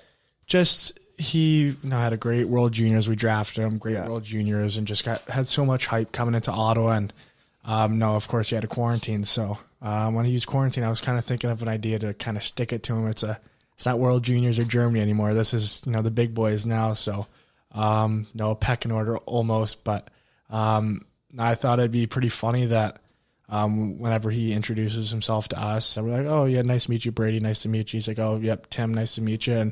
And just kind of be like, "Oh yeah, okay, it's good to talk to you, Jimmy. Have a good one." So just purposely mess up his name to just kind of make him do one of these. And throughout the year, it went from Jimmy to James to Jimbo. It's just when you get one of those, it's just Janie. And he's a good kid too, right? We're talking about Tim Stutzla, man, that kid from the world, German I'm kid. confused as fuck. I know you did. I knew the Rolling Cam Rocks, Cam didn't know who the hell we're talking about. Third one, dude. It's just nothing. All right, so but your house. Because you and Josh, you guys are boys back from the National Team Development Program, whatever, and you accept this kid from Germany. So what's that dynamic like? And are you guys having the boys over all the time? I know you're not allowed to, so I don't know how that works out. But this has got to be a frat house going on there inside your house. Yeah, that's So Josh, fun fact with him, he lived in Germany for 10 years, so he knows German. So he speaks it. He speaks it. You live with two Germans, basically. Basically, in there. Well, Josh has lost it a little bit, but they just chirp me behind my back in German. That's when I know. That's when I know they're just giving it to me, is when they're speaking German to each other. So schnitzels. So what the Russians do in the locker room, stop it, stop it now. We had 4 of them this year. They're great guys, but sometimes get carried away with the Russian across the room. All right. Oh, do they do that? Calm the fuck down. Hold on. Come on. Tell me. So I started picking up just little words in each language just to, whenever they start speaking, that I can just stop it right there. Who sits in the back of the bus? Who sits in the very back? The very and where back. are you at? I've snuck towards the back this year. You want to creep back there, don't you? I'm creeping back there for the post. Why? What's going on back there? You're drinking a beer. I know. Why wouldn't they let you back there, please? They're like, come on, Brady. Yeah, Brady probably runs the show. That's what I'm saying. You run the show there? Like, I know you're so young, so it's kind of bizarre. No, I mean, it's such a different, hearing stories from when you played as my dad and stuff, and just hearing, I feel like it's just completely different because we have a younger team, and we got some great older guys that almost keep us in check and keep us, help us out a lot. So it's the guys in the back. Derek Stepban was in the back, and he's one of the best guys I've ever met, and got a Nismov back there. So Matt Murray. So there's just a good crew of older guys that help us out. Then just kind of it's scattered all across the bus. So it's guys this year were rocking like VR sets and stuff like on the bus rides to Montreal. A lot of shenanigans going on, but Andy be sitting by the coaches up there like, hey, let me look at the notes real quick. Yeah, but the good thing about it this year is that the coaches were on the other bus. Oh, really? Because of COVID, so you had the players on one and then staff. Wow. Get the fuck in the other bus. There's been a couple cases back there. Oh, my God. Make a stop, bro. Instead of doing one of those snap open the beer, it's just all right, going right into it. DJ doesn't care anyway. So the front of the bus, like the first bus is going, and they're like, "Oh, we're going to our new. Where's the other bus at? Oh, they pulled into a fucking Hux or a goddamn, and they pull in there for like 20 minutes. Roxy in Vancouver. Hey, but your first year, you lived with Mark Stone. Like, what's it like being a young kid and Stone Dog, and you see some of these players, like they're obviously great players, and they get moved. Like, is that a little bit of a culture shock for you? Is that like a reminder right away that it's a business when you see those guys move on? Yeah, that was probably my first experience of that. Like, I just got him welcoming into his home. I just got so close with him. Every day, always hanging out with one another. Then, he would let me know kind of what was going on with his whole contract trade stuff. And when he told me he was leaving that day, I think I might be crazy to say, but I shed a couple tears. I was pretty upset just because with how tight we were, and it was definitely something that I knew it was a business, but to kind of be a part of that and kind of feel the impact of that, it was tough, and he means a lot to me, and but it's definitely he's good, eh? Oh my! I was just about to say this could be the best player. Really, he's the best player I've played. Like, he's that good. Like, you know what? Here's you can talk. You can talk on this. Because I didn't realize how big he was. Like, you watch him play, and you're like, he doesn't really look 6'4", and then you get up close to him, you're like, 6'4"? He's 6'4". That guy's huge. You should see his frame, though. It's like he's never been in the gym before. Oh, God. But he's the best. He's so good, too. He's so big, but, like, people, like, maybe knock on his skating. He gets up and down the ice, like... Why doesn't he play center? Well, how come he's a winger? Like, he plays center, like, on the wing. It's such an interesting... You should see what he does with the sticks. He does like this crazy stick routine. Like, I don't know if you've seen his knob before. Like, oh yeah, just being a centerman, like he's probably going to break way more sticks than he does. I don't think he could handle with his stick routine if he turns into be a centerman. Really? Is he like he's about crazy about it? No, he's not. I don't think he's anal, but I think he's particular on the knob. Yeah, I was going to say. Yep. But his blade's different. He's Ryan O'Reilly is what he is. Yeah, a little bit. Ryan does the same shit. They seem pretty similar. Well, they kind of play the same in a way, But like Stoner's got a little bit more like "fuck you" attitude. I maybe. think. Like he'll stick passionate. Bozak. He's passionate. Fucking stuck Bozak hard, and he's sneaky tough. I don't know, like he's a big guy, like you said, 6'4", like you wouldn't expect it. And he's told me about some fights he had in junior, and he played junior too. Damn, was he married? Is he married with kids or no? No, he's getting married this summer. How many guys on the ice will chirp you or like try to like get in your kitchen based off of something that Matthew did the night before or the week before? Because you guys are all in the same division this year. There is a couple times this year that were "don't be like your brother" kind of thing. And I was like, that's a compliment if I want to be like him. So if I'm starting to trend towards him, then I'll take that any day of the week. So. Okay, so what if you see somebody cross the line with Matthew and then you play them? Like, will that carry over? Does that enter your mind or no? No, with that, like... He's a big boy. Yeah, he can handle himself. I mean, there's going to be another controversial statement, but I wish kind of sometimes happen with their own team that somebody answers, but I don't want to stir the pot there. No, but, I got you. That's what we do. That's what we do. Do you ever get pissed at him though? Like, fuck this. I know we're fucking brothers. I don't want to cause drama, and I always say that we're not going to fight, but god damn it, Matthew, I'm fucking going you. No, see, they don't like when people ask them that. No, I don't Come give on, a shit. you know that. No. I asked it in a different way. But there's still got to be a point. Because Andy's kind of my brother, and I want to beat the shit out of him every day. You're playing against Matthew. He's doing crazy shit. Aren't you like, okay, I got this. Fuck it. Let's just do this. Yeah. Like, it's got to be a point sometime. Honestly, like I'm just Stop, Andy. I'm just so pumped to watch him. It's just I've never thought of like if he like hit somebody like of course like we've had a couple scrums where we've both been in it, but like we've never been like face to face, and it's always like I'm potentially grabbing him or he's grabbing. But I don't think there ever would be a time where it'll be like if he does something like I don't think I would ever have it in me. It's just Chantel. We know Chantel. Oh yeah, would kill us. Think so? Yes. Has that been addressed? Yeah, no, it's been addressed right from day one. Just it's if So you guys he do it, it's runs over. somebody over right in front of you. No. Stop. Talking scenarios. I don't give a shit. He runs somebody from behind, and you're like, Chantel, my mommy. I can't do this. Come on, Brady. Well, what do you like? What do you want me to do? You want me to here we go center buckets off? No. Like, Just like, what are you doing? No, just like, what are you doing? No. We'll be like, stop being an idiot. Like, He's going to grab Goudreau. That's what he's going to do. Come here, Johnny. This is what you get for what Matthew did. That's all right, man. I respect you, that. man. I really do, man. And I know that it's like genuine from you guys and everything. So I hope you guys stay true to that, like your entire careers, man. I mean that. The Cam and Strick podcast is brought to you by CarShield. You know, nothing more frustrating, Cam, than when that engine light comes on and you know right off the bat you're going to have to spend thousands of dollars to repair your vehicle. Call 800-857-2481. Mention the promo code CAM or visit carshield.com and use the code CAM to save 10%. That's carshield.com. A deductible may apply. Save yourself money. Sign up and get your coverage now with carshield.com. Now back to the interview. When you grow up in the environment that you grew up in with Big Walt, who we love, man, and love him, like you're always around that environment, and then now you're in the NHL. Do you think you appreciate it just like any other young kid would? Like, I mean, you had to grind it out. You earned your way to the NHL. You're not there. Like, you don't get drafted as high as you did because your last name's Tkachuk and you're proving your worth right now. Is this like, hey, man, you always knew you were going to be there, or do you get wide-eyed just like any other kid would? I don't know. I think it definitely helps having my dad who always those hidden rules you have in the locker room, with the staff, just how you just all that different details. I think I was ahead of the curve big time on that one. Trainers and shit. Just that because that's crucial. Is what he taught us and how just you see it every day. Those guys, the trainers, the hardest working guys there. So just to take care of them. So I think that was the biggest probably head start I've had. But just I think every day just kind of living it and experiencing it. It was almost like almost overwhelming at times. Even though I had my dad and had Matthew who just went through it. It just kind of going through it and just thinking to yourself, a couple years earlier, like I want to be in the NHL, and then all of a sudden you're there. You're like.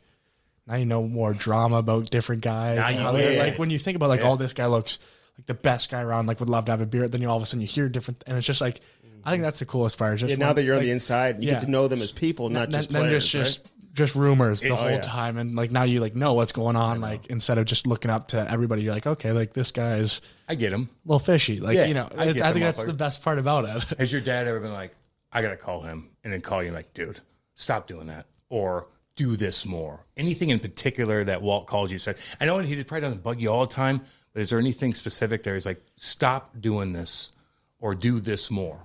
I don't think he's ever said stop with anything. I think he just always preaches about just play better. But I think he'll give it to me too, which I love. Like I definitely could use that once in a while if I'm going through a bad stretch and not playing the way I want to or I should to. And like you're 6'4", you're 215. Start going to the net or start playing physical and don't be scared of anybody else. Like he'll just give you a little kick in the butt in that aspect, or just a classic play better. So I know that's his line. Play better. Play better. Play better. Just play better. Do you guys? I assume you guys have your own little group text. Just the three of you. Yes or no? Like, well, there's a fourth one. Kev's in it because we're going to Vegas this summer. So that's the only. With the girl? No, just me, Matthew, my dad, and Uncle Kevin. So that's the only group chat we have. Kevin's in there. Oh yeah, we're going So to you Vegas. don't have one with McGregor just the and three Poirier of you? fight. No, Okay. we don't. Oh, 3 baby in July. July Where's it at? 10th in Vegas. McGregor Poirier. really? He doesn't We are know that going shit. No, He's a fancy. I watched the last fight. I was like breaking it down better than anybody. Sure you did. It's like fucking. He lost too. Yeah. So now I may have to go to that. Oh, Where's he it did? at? It's in Vegas, July 10th. We'll be there. We may have to go to that. We'll be getting splinters in our feet for that one. We're on the floor. Oh, are you? Some blood on the face, maybe. That'd be unreal. Oh my That's god. those expensive Are you in? tickets. Are you We're into treating it? them for their 50th. Matthew and I. That's expensive. How much did that cost you? Who's Still 50th? working out the numbers. Hold on. Who's 50? 10 G's? For your dad's 50th Tickets birthday? or just the whole trip? Everything. More than that. Way more. Tickets or more That's what I thought. Yeah. More than 10 G's? Fucking For A. the for tickets? 4 tickets. So For Conor McGregor? Hold on. So Goddamn you're right. taking your dad for his 50th. So he's turning 50th next year, and then Kev just turned 50. Uncle Kev. Oh, great. Okay, that's a great gift. Andy, what As are we you doing? should, man. What are we doing? I don't know. Well, you ain't going 'cause you don't like fighting. I might have to trade it out or something. Strix, are you anti-fighting? No, I'm not at all. I actually love it. Come on now, don't spread those. But the MMA, Andy's into anything I'm into now. It's the weirdest thing in the world. He thinks Barbecue and every fucking he thinks thing. he's the only one that barbecues in the entire world. Well, you never did. Now he does for some odd reason. Figure that So no, one I out. got into the McGregor fight last time. I'm like, okay. I actually put on Twitter, I said, can somebody hook me up with a link to watch the McGregor fight? And people are sending me messages, and they're like, you better hide that. Dana will Apparently fuck it's you illegal. up. I didn't know it was illegal. Dana will get your ass. And Dana White. I'm getting but I watched it and broke it down. I'm like, then he lost. I was a little disappointed. I want McGregor. Let me ask you something.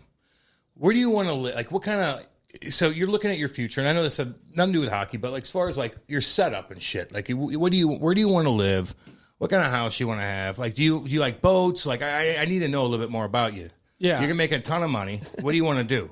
Well, to be honest with you, I've always I don't I could wear Crocs got that I'm Crocs rocking on, right by the way. now. I could wear this for the rest of my things life, stink, and I'd be probably. happy. They're brutal. I've had them for thick and thin, at bars and stuff. They've been through a lot. But I don't really need much in my life. Like, I'm not a big style guy. Don't really care about that aspect of things. Just want to be able to take care of the people I want to take care of. That's like at the end game. Just want to have a nice house, but treat and make sure St. Louis? down the road, St. Louis, wherever. That kind of.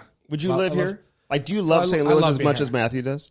He loves St. Louis. I mean, I love it too. It's just kind of. I've been all over the map. Have you been to Michigan, Florida? Boston. Oh, Naples. Oh man, dude. But yeah, I don't know where I quite want to live yet. I mean, I love it here. And I love being in Boston too. So Fucking 10 years, man. When you're it's so hard to predict because you never know where life is going to take you. So you might be a skier and Aspen know. have a badass house in Aspen. What's it like? Pretty cool. What's it like now? Like, and I don't really want to get into it like fully, but like just going through the whole contract situation now for the first time. Have you gotten into it where you're getting that experience for the first time? Like, what's that been like? yeah, we haven't really started talking yet. So I'm going to give you the hockey answer. Then I'm going to give you the real answer. I would let the agent and Pierre figure it out. But I think it's awesome. I think it's pretty cool going through this for the first time. Yeah, And, see, there you go. You got to exciting. embrace it. yeah, Man. like Be happy. It's of course it's a little stressful. People say, "Oh, you just shouldn't think about," it. But it's your future. the It's your stress, life. man? It's like, but no, to kind of it to be now starting to get in the works this summer. It's definitely going to be exciting, and it's. You hear stories about different, negotiations and how they go, being there with Matthew and his negotiating. And I'm just excited that it's happening to me. And I think it's going to be, pretty cool. And we'll see what happens. But I'm definitely excited for it. What's it like being in Ottawa, like in a Canadian city? Because I know how you guys were. Like, you guys probably loved it. Like, you grew up watching NHL Network and all that, and now like seeing yourself on there. But like in Canada, it's even bigger. It's all over SportsCenter. So to be the talk of the town and to be such a recognizable face in that city, like that experience, do you embrace that? Do you run away from it? Like how do you attack that on the daily? Embrace it. Yeah, it's definitely, being 19, 20, 21 in Canada and it's cool to be, that kind of recognizable. It's even though you got a face for radio, but that might So does help a little Cam. bit. Cam knows what but it's that's all like. right. That's No, why I'm it on radio happens. every day. No, but it is pretty cool to be kind of talked about like that, and Like you said, watching NHL Network, just seeing all the. Can stats you not go to the Can you not go to the gas station and people are like, "Oh fuck, here he is"? Is it you have to take 15 Little minutes out of your Canadian way? kids are probably coming up to him Because I have to do it. Andy has not have to do it. I have to do it in Eureka. in Eureka at You Six know what I'm Flags. saying? Exactly. When I go to At the Six water Flags, park. when I jump in a couple times, You say you've never been. They recognize him from Six Flags. That's where they recognize him from. Hey, aren't you the guy that used to run to the screaming? hi. But do you get recognized everywhere when you go walk down? There's not people that can really say much. I think Ottawa, it's pretty respectable where, if I'm doing something, if I'm at dinner, you'll see like the eyes, like the look, like the double takes, but they're not going to come up to you and bug you because, usually with, teammates or family and stuff, but it is pretty cool. Like when it is normal life and you go out, it's a good feeling. Get a lot of those drunk university guys. It's, and you're feeling good about yourself too. So it's like fuck, I just after a shit-kicked. Saturday night game and against Toronto, it's a pretty good feeling going out after that one. Goal assist by I see you mentioned Toronto, then like playing against Austin Matthews, who's like your boy, and obviously you guys are tight. He and Matthew are super tight. I remember watching you guys, or seeing you guys at a game like years ago. You guys were like little kids. And It was against Calgary. was it against It was Calgary? against Calgary. I remember But that. Matthew were wasn't sitting in the playing, box. though. No, because It was his draft year, I think. they were the year before their draft year. So we went and we all got it was hilarious. We all got Steiners, jerseys, and we all rocked them. And we got pictures, I think, with Vladdy, Chris Butler. And so we got pictures of them in the box, like us three. And like a couple years later, like 2 years later, they're playing against them. Literally, yeah. Yep. And it's pretty funny that it was we made it a fun weekend out of that, and how quick it kind of turns where you're a fan and then all of a sudden you're into it. What's Matthews like on the ice? Like, does he talk or no? Not really. Just sometimes no. Well, I'll bump into him on the ice and just a quick shoot the shit. But other than that, he's pretty serious out there. He's just so good. It's every time he has the puck, it's probably going in the net. Seven McDavid. I mean, Hot topic right now. yeah, that is it's so different. I mean, McDavid's unbelievable. Just Can you get under his skin or no? Yeah, playoffs you can.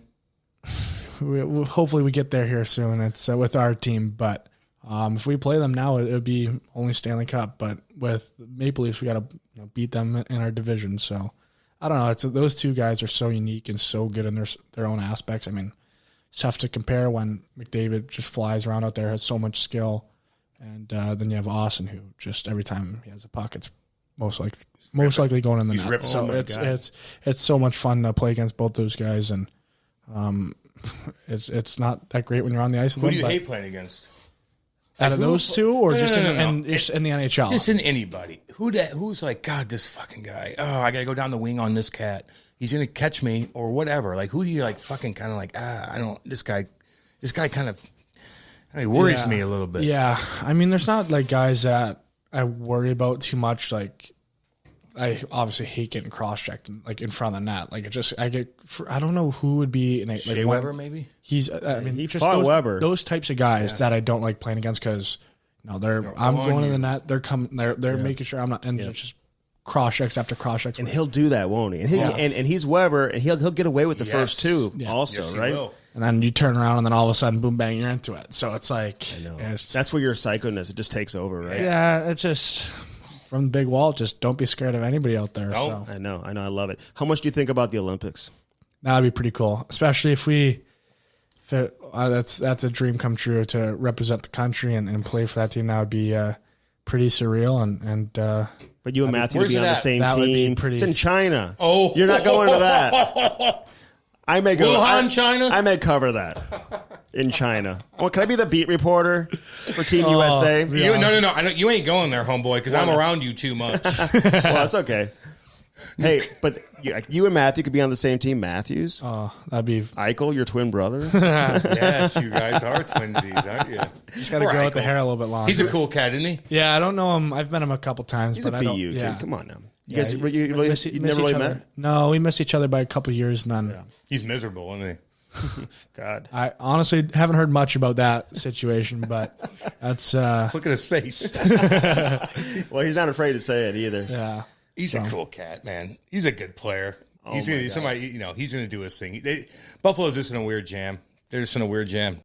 Cam and Strick podcast here for our boy Dan Bellman with Bellman.com. Yeah, baby. You need some new wheels? Why not get a Cadillac, a Buick, a GMC? Head out to Troy today. And again, don't forget about Chrysler, Dodge, Jeep, Ram right across the street. No doubt. Right there in Troy, Missouri. Visit them online. Check out their new selection, the pre-owned selection, the best service you will find anywhere in the country. Bellman.com. BEHLMANN.com. Get yourself some new wheels in time for the summer. Yeah. Now back to the interview.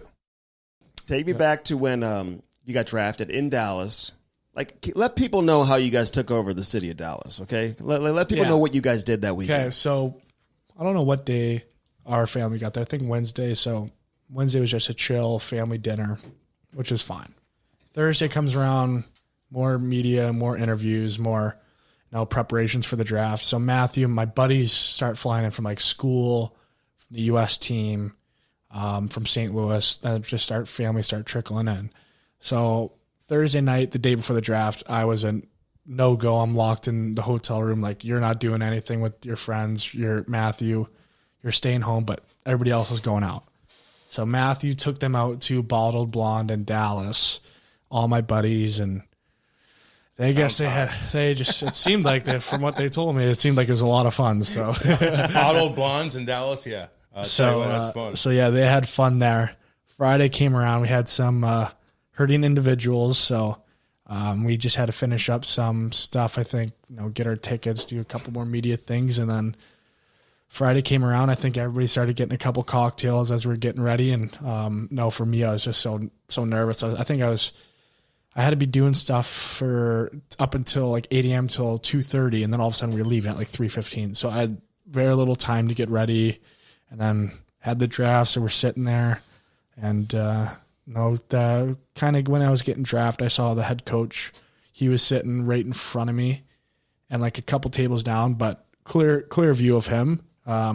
He was just staring me down as after the third pick. So he was just staring right at me. It felt like he was staring. The head coach of Ottawa? Yeah, Guy Boucher. So he was staring at me. I was like, I kept doing like one of these, like looking at him, but then looking away. And I was like, he's staring right through my soul. Like this gotta be it. And then they all got up. He kept looking at me. And then our agent, Craig, he looked back at me and just gave me a head nod. So a little preparation, and hugged everybody and tried my best not to fall down or rip my pants. And that would have been funny though. It would have been great, but I couldn't live with myself after that. I just wouldn't be able to look at myself in the mirror and be like, oh, yeah, that was a nice job there. But I had cigarette holes in my fucking suit. But then my mom set up a little room. I don't even like a party center almost, and just had a wild night Friday. I think I caught myself sleeping on the bathroom floor that night, and I think I found my way there. Yeah, actually. and then I Of course you did. and then I woke up and had to go right back to the draft. Said hi to all your boys guys. to go see them get drafted. And then it was a little bit of an earlier start the next night. So, and then on Sunday I was in Ottawa for development camp. So, oh my god, and you're on the ice already? I think Monday we were on the ice. my God. So we had a little quick day of travel to make myself. And that was the first time I think I was skating that summer. Was like because we were just finishing up BU and we weren't skating, and I went from like classes and stuff to the draft. And that was the first time I skated. It was day one of development camp, and I could not get up and down the ice. And then I remember vividly, I'm like, they're going to think I'm the slowest person in the world. Is after the first drill, they were doing like, all right, last one in line does a hot lap. And so I'm the last one after the first drill. I think it took me 30 seconds to get around the ice. They chirping you? You're like, let's just I scrimmage. don't think anybody said anything to me. Somebody I up. heard they did, by the way. I saw the That'd be email. unbelievable. They're like, oh my God, who did we just draft? Who is this guy kicking around the Can't ice? skate. But you listen, when you get drafted as high as you got drafted, like you're going to a bad team. That's just the bottom line, right? I mean, you're not getting drafted late in the first round. So what's the biggest misconception of like a city and a franchise like Ottawa? What should people know about Ottawa that maybe they don't know about it? It's Lockdown? yeah. I mean, there's just so many great people there, that we've gotten to know, or who's connected with the team and just outside the rink. There's so many great individuals that, whether it's the foundation that we've gotten to know, like the Children's Hospital that we go to. There's just so many great people that just make you feel like you're part of the community right from day one. And then the training staff, the equipment guys, all the people, within the room, teammates. They just made me feel like I was a part of it for a bunch of years, even though it was my first day. Like, they just made me feel like I was part of the community and part of the team, and I love it there. I love playing for the Sens and the people around, and they're just so passionate. They love our team. They love where we're going, and it's just so much fun, and I love being there. Would you want to be captain? Obviously, that'd be pretty cool. It would be a tremendous honor, and whatever happens. And there's a lot of great leaders on our team. So there's a lot of guys that don't get the attention that really make the team tick, and it'd be pretty cool. But a lot of guys deserve that. Brady, you're gonna be the leader of that team. Let's be completely honest with ourselves. But hey, I'll tell you this, man. Like, before you got there, you play in Ottawa in like 07, 08. That place is fucking jamming, dude. Hardcore jamming. Even the 2016 run, they went to the Eastern Conference Finals when that Pajot scored his fourth goal in overtime. Yep. That place, ridiculous. They told me, like, the staff that was there was, I think, their first or second year, and then they were telling me this. You're like, I've never heard a louder place, like, ever in my life. I thought I was like, it was over for my ears. It was that place. I thought the roof went off, place erupted, and then it kept going for like 15, 20 minutes. They're all going nuts, all in the hallways going nuts. Yeah. So it's just, I think that's what we have a big joke, me and that Batherson, like, it's just one of these days we're going to have black jerseys, white towels, just filling the place. Hey, I'm telling you. He's sick too, isn't he? Oh, unreal guy too. Is he? Unreal. You guys guy all too. hang out or what? Yeah, we on the road, it's we've had some fun times. Yeah. So when you're like 6 o'clock down the lobby, the fucking boys are down at 6 o'clock. Boys playing poker in the lobby, having a couple. Or you go out, or you can't do that. But We couldn't go out. I know. We didn't go out. I will say this, like, we just didn't. I get, but you know what I mean. That 6 o'clock in the lobby, the older guys, 6 o'clock in the lobby. Yep. Everybody goes down there. Yeah, Hey, a lot of guys. Exactly. What's the story of your first road trip in the NHL and you couldn't get in the bar? In Florida. Oh, In Florida too? Florida. I'm still nervous though. It was Fort Lauderdale. Oh. It was. It wasn't elbow room because the coaches were there. But so we get to Florida and we're sitting on the patio. Thank you. And we're sitting on the patio. Get there. I just kind of going through the ropes. Like, I didn't go check in. I just kind of saw the boys, went through. And so I'm just drinking beers it had to be 2 hours. And we're just sitting there on the patio.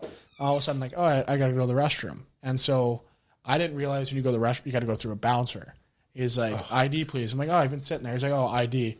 And so, like, I'm Peter Panic. And I'm like, I don't have one. I lost my wallet. Yeah. And, like, he, like, stands up, like, stares at me in the face. And this guy's a pretty big guy. And he's like, get out of here. Just like, he might have said something else, but, like, get the fuck out of here. I'm like, I've been sitting there. He's like, get the fuck out of here. And so, like, there's an ice cream place right next door. So I pull up a chair from the ice cream place. Like, they're legit right next to me, but there's just, like, a rope. So I'm just hanging there. And guys, like, talking to the bouncer. And this guy's ginormous. Like, he would easily kick my ass. Just like, destroy you. Fuck him. Just would destroy me. And so, like, he comes over, like, he calls me back in. And he grabbed, like, the guys are talking to him, and he kind of grabs me, and he's like, all right, I'm going to let you stay. But if I see you again while you're underage, nobody here is going to stop me from getting to you. And I was like, I'm not going to lie to you. I was panicking. I was like, oh, but then, like, one of my buddies, Ben Harper, who plays Nashville, is like big, tough guy.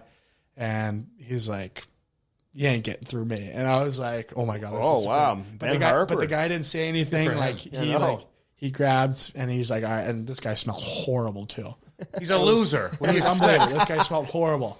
And so every time we went to Florida, we'd go to, like, that same place.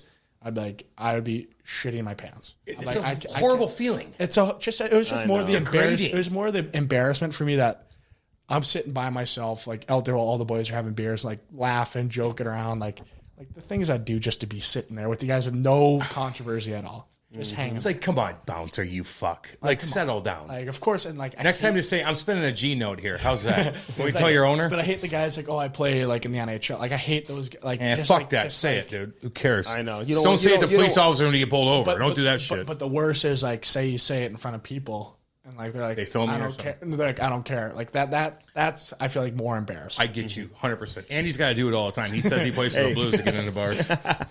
Is Eugene Melnick? Does he come around the team? I need to know about him. He seems like crazy. Like he's like our kind of guy. I want him on the goddamn Cam, we podcast. want him on the podcast. We get all the owners on. We get the owners. Yeah, dude. And we love the crazies too. We love 'em. We want to get this James Dolan on too from the Rangers right shit. now. That's our guy. come on, but man. Melnick, man, like he did the interview with who was the defenseman that he did the interview with? I can never pronounce Boro. And he was a actually, tough I never even knew who he was. And all of a sudden I started watching him play. He's actually a pretty good player. Yeah, fucking he was a tough. great guy. But the owner, is he around?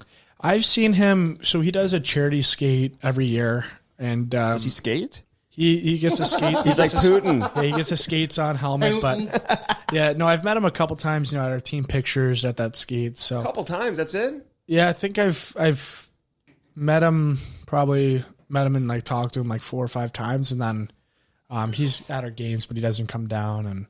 But he's seen him probably close to 20 times just at our games. Yeah, So when he skates with you, you score 8 goals like Putin? just let him go. The charity skates just like kids, no sticks, no nets, just skating around, like just like one of those like Sunday yeah, skates. those are good. Yeah, Those are so good. it's not like games. Those suck to have to go to when you don't have kids, by the way. Team skates. What do you want to do here in St. Louis? Like, would you and Matthew ever do like a hockey school, a camp? I think down the road here in the next couple of years that we want to do some sort of a charity tournament of some sort, whether it's hockey. And I think it's great ideas like Can Jam, Spike Ball, just to kind of raise money or do something with kids. And Maybe Nerf will sponsor it. Why would they want to These do guys a are goddamn... doing like Yeah, but why would he want to do a fucking... give back to the city of St. No, I was Louis. going to say, like, you're going to do a hockey camp? Like, that's a pain in the ass, dude. Like, No, do a charity event. charity tournament. I like that though. Yeah. But like, what was the? Did you get paid for that Nerf? Like, were they hooking you up with guns? Because like, my son just turned 5. Do you Yeah. have any, What's a gun? yeah, Dude, all the Nerf guns. Remember, like Nerf guns. during the Oh. quarantine, like the COVID. What? He and Matthew are doing like. he's so worried about the battles rolling on rocks. Sportsnet. I'm talking guns here. Nerf guns? What are you Nerf talking about? guns. Yeah. Yeah, no Nerf guns, but that was a little thing we got. So Yeah.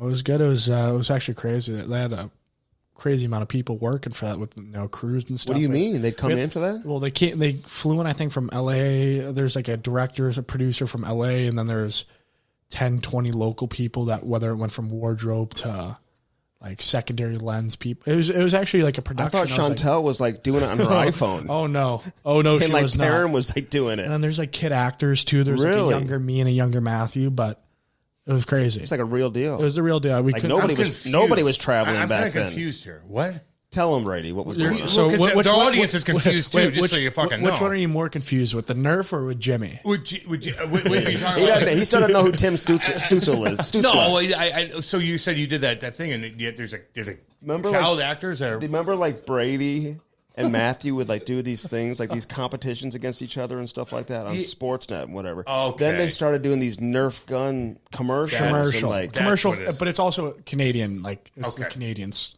So you it's wouldn't like see it in St. Louis. Nerf.ca. that's you, what- you yeah. don't You know gotta let anything people about know. It's not about me. It's about the it. The audience. Canadian Nerf. Good God.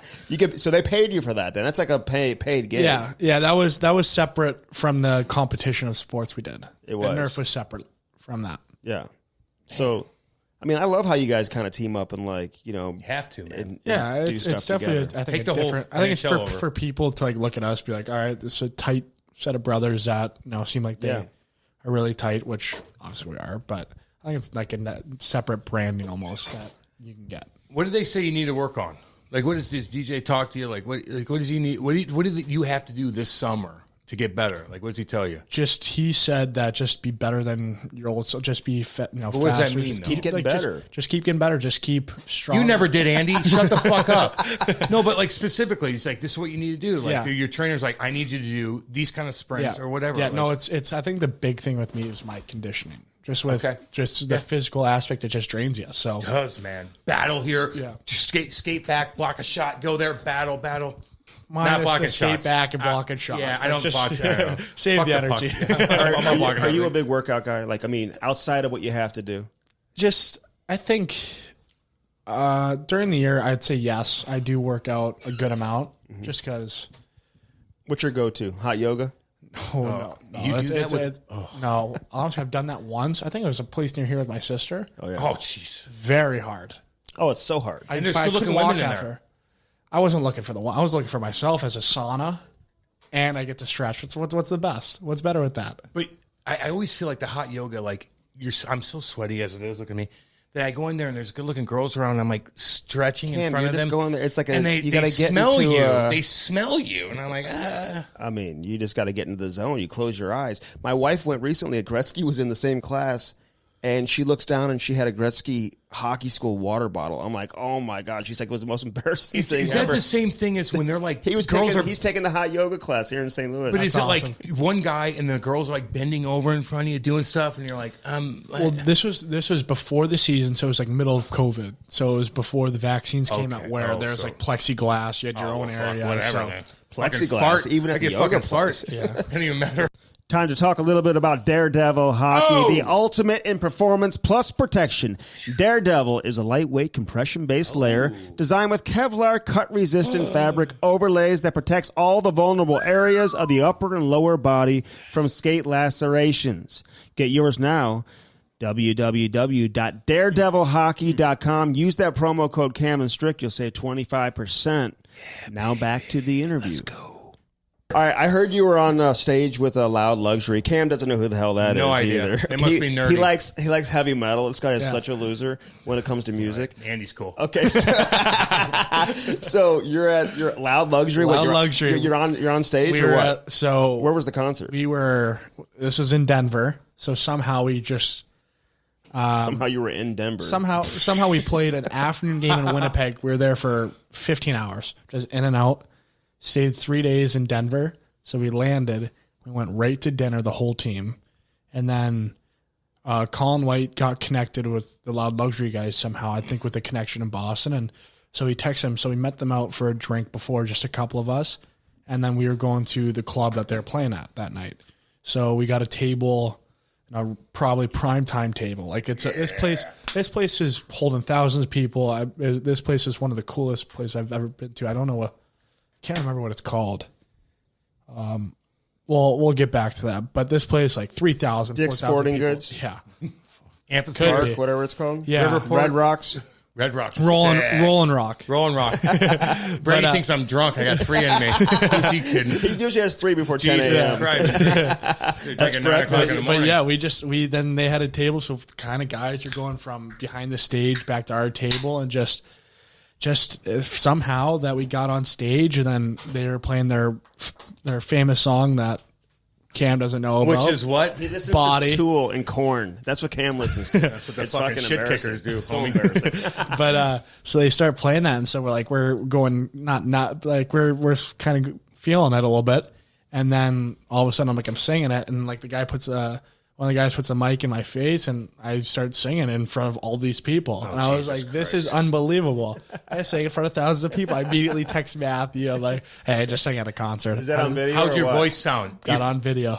Because your voice isn't sexy. Let's be honest. No. with you, sir. I like your body right now. No sexy voice. like your Face body. for radio. I'm just saying, like, you got good, you got good features, but the voice. So were you like, and then people are like, oh, what is this guy doing? Or were you like, who gives a shit? I'm in the moment. I think a lot of people are feeling pretty good about themselves. they fucking being- doing this their is thing. just about to be done with their little concert there. Yeah. So No one gave a shit. I think I was muted too, but whatever. It was in my face. In my face. I have it on video, so there's proof of it. Send being that there. mug to me. Okay, Okay. check that mug out. Listen, you led the league in fighting majors. Like Cam never even did that. Okay. You sure about Only that? one guy in this room led the league in fighting majors. Wow. I did in juniors 3 times. I probably did too. Like, And 6 Andy, flags. you haven't led anything in anything. I mean, so fighting, like, is the fighting part of it? Like, you enjoy fighting or what? I like it. Yeah. Like I'd be lying to say if I didn't. It's that feeling that kind of you're above yourself. Almost. It's such a weird Like feeling. an though, out that- of body experience? Yeah. Really? It's Who's tagged you? who's tagged me. Because it wasn't PK. I saw that fight. It was, the one guy that tagged me because I wasn't expecting it was Wheeler last year. Really? He hit me hard, and I was like, ooh, all right. Just because I remember how it went. I hit, I was waiting, I dropped my gloves right away, and he kind of was shaking it off a little bit, like going slower than I expected. So I kind of like grabbed him. This is after Brady or Matthew fought him in the bubble? No, that was before. And so I like let go of him, and he just grabbed me and threw right away before like I was even expecting it. So he hit me so hard. I was like, oh my God, I might have to be in the protocol after this one. But went to the box, all good. I was just like, wow, I've never been hit like that before. And then I'll give him credit. That was just because but I'm gonna say I wasn't expecting it. So that's why. Yeah. Not like I was like put myself, but that was the only time I've kind of been hit hard. But no, like this year, I don't think any of them I probably got hit in the side of the head, top of the head, but not my face. Did it feel good after you fought PK, by the way? You gave a little loud woo when you got up. Were there fans in the building there or not? Yep, that was last year, so there's fans there. There's fans there, and it was... you body slammed PK Subban. Like, I think everybody, when he played Montreal, Ottawa, big rival, so they didn't like him from then. So every time he had the puck, everybody was booing him. So it's like, perfect time. Yeah. Did he do an Instagram post about it afterwards, like jumping in the pool or something? He actually did. What did he say about it? It was... they had like because they won in overtime that game, and like he posted something with, I think it was the military jacket, like for player of the game, and he said something about it, and I was kind of laughing about it. Oh, really? It's kind of nerdy though, right? How about Trent chirping his ass? Oh my God! Oh, Fred St. Louis boy, what's up? You guys all talk. I love it. You still He's talk. an awesome You talk guy. to Trent all the time, right? Yeah, like we definitely keep in touch. Seeing him. Kunzi scoring big goals the other night. Fucking sick. Sally of the year. Oh my That's the God! best. Sally of the year. We pumped him up. I just couldn't imagine being the other guy, just your bucket falling off. You're like, all right, come on. Just let it happen. No, Good for I'm him. so happy for him. He deserves that. But the guy he jumped on afterwards. Yeah, it was just when his bucket came off. He was just what like you looking do. for Well, himself. they've got 20,000 fans in the building in Nashville. How do you not do sold that? out. Hey, Nashville. They act like it's Broadway. 12,000. Nashville. That dude. Went there before the season. Boy. What, Nashville? Yeah. Oh, Yeah. most underrated town. We might invite North you down there America. for those fantasy camps eventually here, Andy. Nashville My does game it is- right. Last time I've seen you play is when you got crushed by Chaser. Oh my God, were you there? You were out there. Oh my You God. were there for that? That was you guys were getting ready for I think it was the outdoor game. with, Outdoor game, 2017. Yeah, because I Were you on the ice? Because my Yes. dad was out there. I was like, "This is great." I'm playing with my dad. You get crushed, absolutely crushed. He had the trifecta. Okay. He had the trifecta. Hold on. Before you get to the trifecta. Okay. Go. Because Chaser listens to every single one. I know. That was so dirty. Like I said, like he would have gotten easy 2 games for that. Yeah, no, Elbow was high. elbow was high. Stuck your ass, dude. I was so pumped. Dude, did you see what Andy? That's where I needed Andy Matthew. did. And he's like this. Ugh, what? No, I I'm came embarrassed. after him. You were pissed. I was He pissed. went to the bench. Chaser comes off, and we're all on the bench. Because this And is at Chesterfield. was. And your motherfucking him. Oh, I was fucking pissed. Andy beelines it, and we're like laughing, and all of a sudden we're like, "Oh shit!" And Chaser goes, "What the fuck you?" And Andy comes and goes, and he stops. He goes, "Fuck all you." Hey, no, I slammed my stick on the board. That's right. See, whenever we play the charity Oh, games, whatever, God. Matthew's always on my line whenever he plays in these games. Didn't he play with you and Tom Stillman? Yeah. Yes, He talks about it all the time. Oh my God. He's like feeding passes left and right. We had Matthew. all these how many guys goals on. did you score? In that game, I think 3 or 4, maybe 5. You? Yes, in that game. Fuck. Okay, outta no. Now tell him about the other ones, though. You said trifecta because he doesn't even know. Oh, you didn't see the Bobby Plager one? That was on FS. Dude, they had a charity event, and Andy's the first. He's the first like beat writer that gets to play. Because I'll give Andy credit. He's the only writer and I'm blogger. not a writer. Yeah, you are. You used to be a fucking writer, so you're a writer that plays hockey. And Andy goes out there, and Bobby knew that. And Bobby stuck you so goddamn hard with a hip check. It was his helmet comes off. He's like, Helmet up, chin strap around my neck. He's like, "What am I doing? What?" And Bobby's staring down, like, sit the fuck down." And then that happened, and then Chaser sticks him.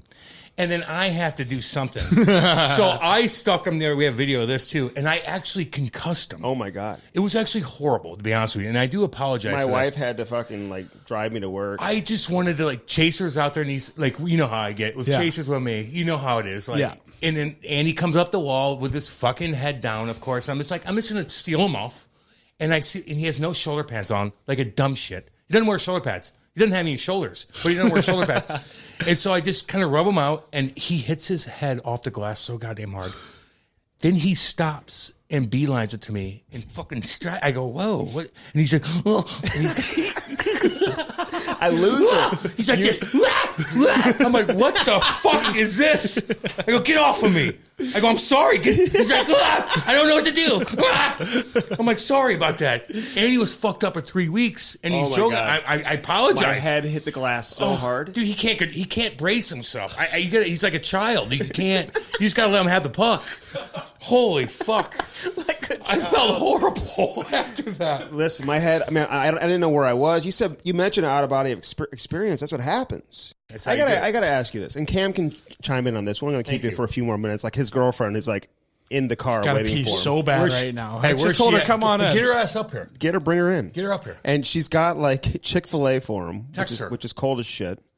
I hope she's surprised with a milkshake or some sort. Okay, Jeez. when you leave town, like, explain what that's like. It's like the only sport where you like leave town at like 16, you know? Like, and then you come back. Like, do you feel like, do you still always have that connection? Like, do you still have like all your friends that you grew up with when you come back? Like, you're playing in the NHL, like making like big time money, like on television, and your friends are like hanging out at like Mizzou or whatever, going to college. It's just such a completely different lifestyle. Do you still always keep that connection with peers your age that you grew up with? Yeah, it was definitely hard. I think leaving after my freshman year, because then I just missed all those fun years of sophomore, junior, senior year in high school that I didn't really experience like the normal, like kind of that experience with my friends at school. So. And you went to college, obviously. Yeah, went to college. Did it right. Yeah, went to college. Like, of course, wouldn't change anything, but no, it was tough. No, everybody was kind of living their life, and I would come in for the weekend, and of course, it's like, oh, I'm back. Like, but it's like wasn't that big of a deal at the time. It's just I saw the people that I keep in touch with all the time, but I have a lot of some really tight buddies that I live still hang out with all the time, and still find a way. Are to they have a all good hockey time. buddies and shit? No, there's All right, cool. there's Yeah. I mean, a couple hockey, just couples, just friends. Let me ask you this too. Like when you go, because I did this too. Like you have your hockey buddies on the team, but I always met people outside of the game, dude. Like I'd go out and meet people that own this or did that or whatever. Not like Aaron Voros style where you're fucking doing business every goddamn second. No, but just like Dating me. Lindsay Lohan. Like, fucking, Wait, like Aaron business. Voros, did he play for the Rangers? Oh, yeah. Yeah. I heard the funniest story I think about him. Give it to us. right. We just had him on. He Yeah. was hilarious. I think so. He played in the Rangers for Torts, right? Yep. Yeah. Okay, so this is the funniest story I have ever heard in my life. I guess he wasn't playing, and just they had a team meeting in the locker room, and Torts is like, all right, like we're struggling right now, but like we've got guys here that are working their balls off, that they're doing everything right. Like Voros, he's doing everything right, playing so hard, he's just waiting his turn to play. Just he's been a great teammate to everybody. Where is he? And he looks at Torts. He's like, I'm right here. Gives him the guns. Oh Jesus. And Torts is like, did you just give me the guns? What the fuck are you doing? You're slow. You're bad. You can't make a play. You're shit. Don't ever give me the guns. Starts ripping them. And I just, somebody told me that. I thought it was the funniest thing I've ever heard. It's in my called life. bipolar, is what that is as a coach. Like he was just pumped. He was just like Fonzie. he's like Torts, I'm right here. Like Torts is like, oh, so pumped. you. And he's like, you're done. And then I guess he got traded or sent down the next day. Never We played. got to text his ass out. He'll have like an hour long rebuttal for that one. Hey, why didn't you go to London? Like, what led you to go to the college route, like your dad, would versus own London. following in Matthew's footsteps, knowing you were probably going to be a one and done? I guess you never know, but Yeah, I committed like when I was younger, and I wanted to go to BU for all that time. I was so excited. I was always doing research about their team, and like always like, okay, like I know this guy, I know that guy. So I was just so excited to go, and kind of, I know people are talking like, oh, is he going to go to London? I just wanted to honor my commitment, and I really just want to live that college life still. Yeah. I just wanted to play against older guys, because I feel like that's, as a hockey aspect, like I'm a pretty physical guy, and if I play against older guys now, when I'm kind of underdeveloped and just starting to get bigger, get stronger, like, and I get used to that, where I'm not the strongest guy on the ice, or I'm not the biggest guy, fast. Like it was just nice to be able to play against those 23, 24-year-olds, where that's the next step, is that's younger for guys I'd play against. So I wanted to do that, and I knew we had a good team and great coach, David Quinn, and I also wanted to go to school where kind of family was, and with my dad's side, and then dad visiting, and just want to have some of those college experiences. Same David Quinn as Rangers coach. Yep. Oh yeah. Handsome bugger. Yep. Was he your coach? He probably there? wheeled more than all you guys He did. was my coach. Yeah. He probably wheeled. Beautiful. John Butchergrass. That's what he looks like. That dude's fucking handsome as fuck. He looks Yeah, like Way better than fucking Butchie. they look like twins. Though. Yeah. No, I loved playing for Clinty. He was great to me, and he was obviously an NHL coach in college, so it made it very easy for the hockey aspect. That was the best place. No, he'll land back on his feet. Yeah. Is the North Division? Give me your honest answer. Here we go. Got to. Is it weaker than the other divisions? Because a lot of people have looked at McDavid's numbers, Matthews' numbers, but like those guys are like maybe the two best players in the league, so they're going to put up numbers regardless.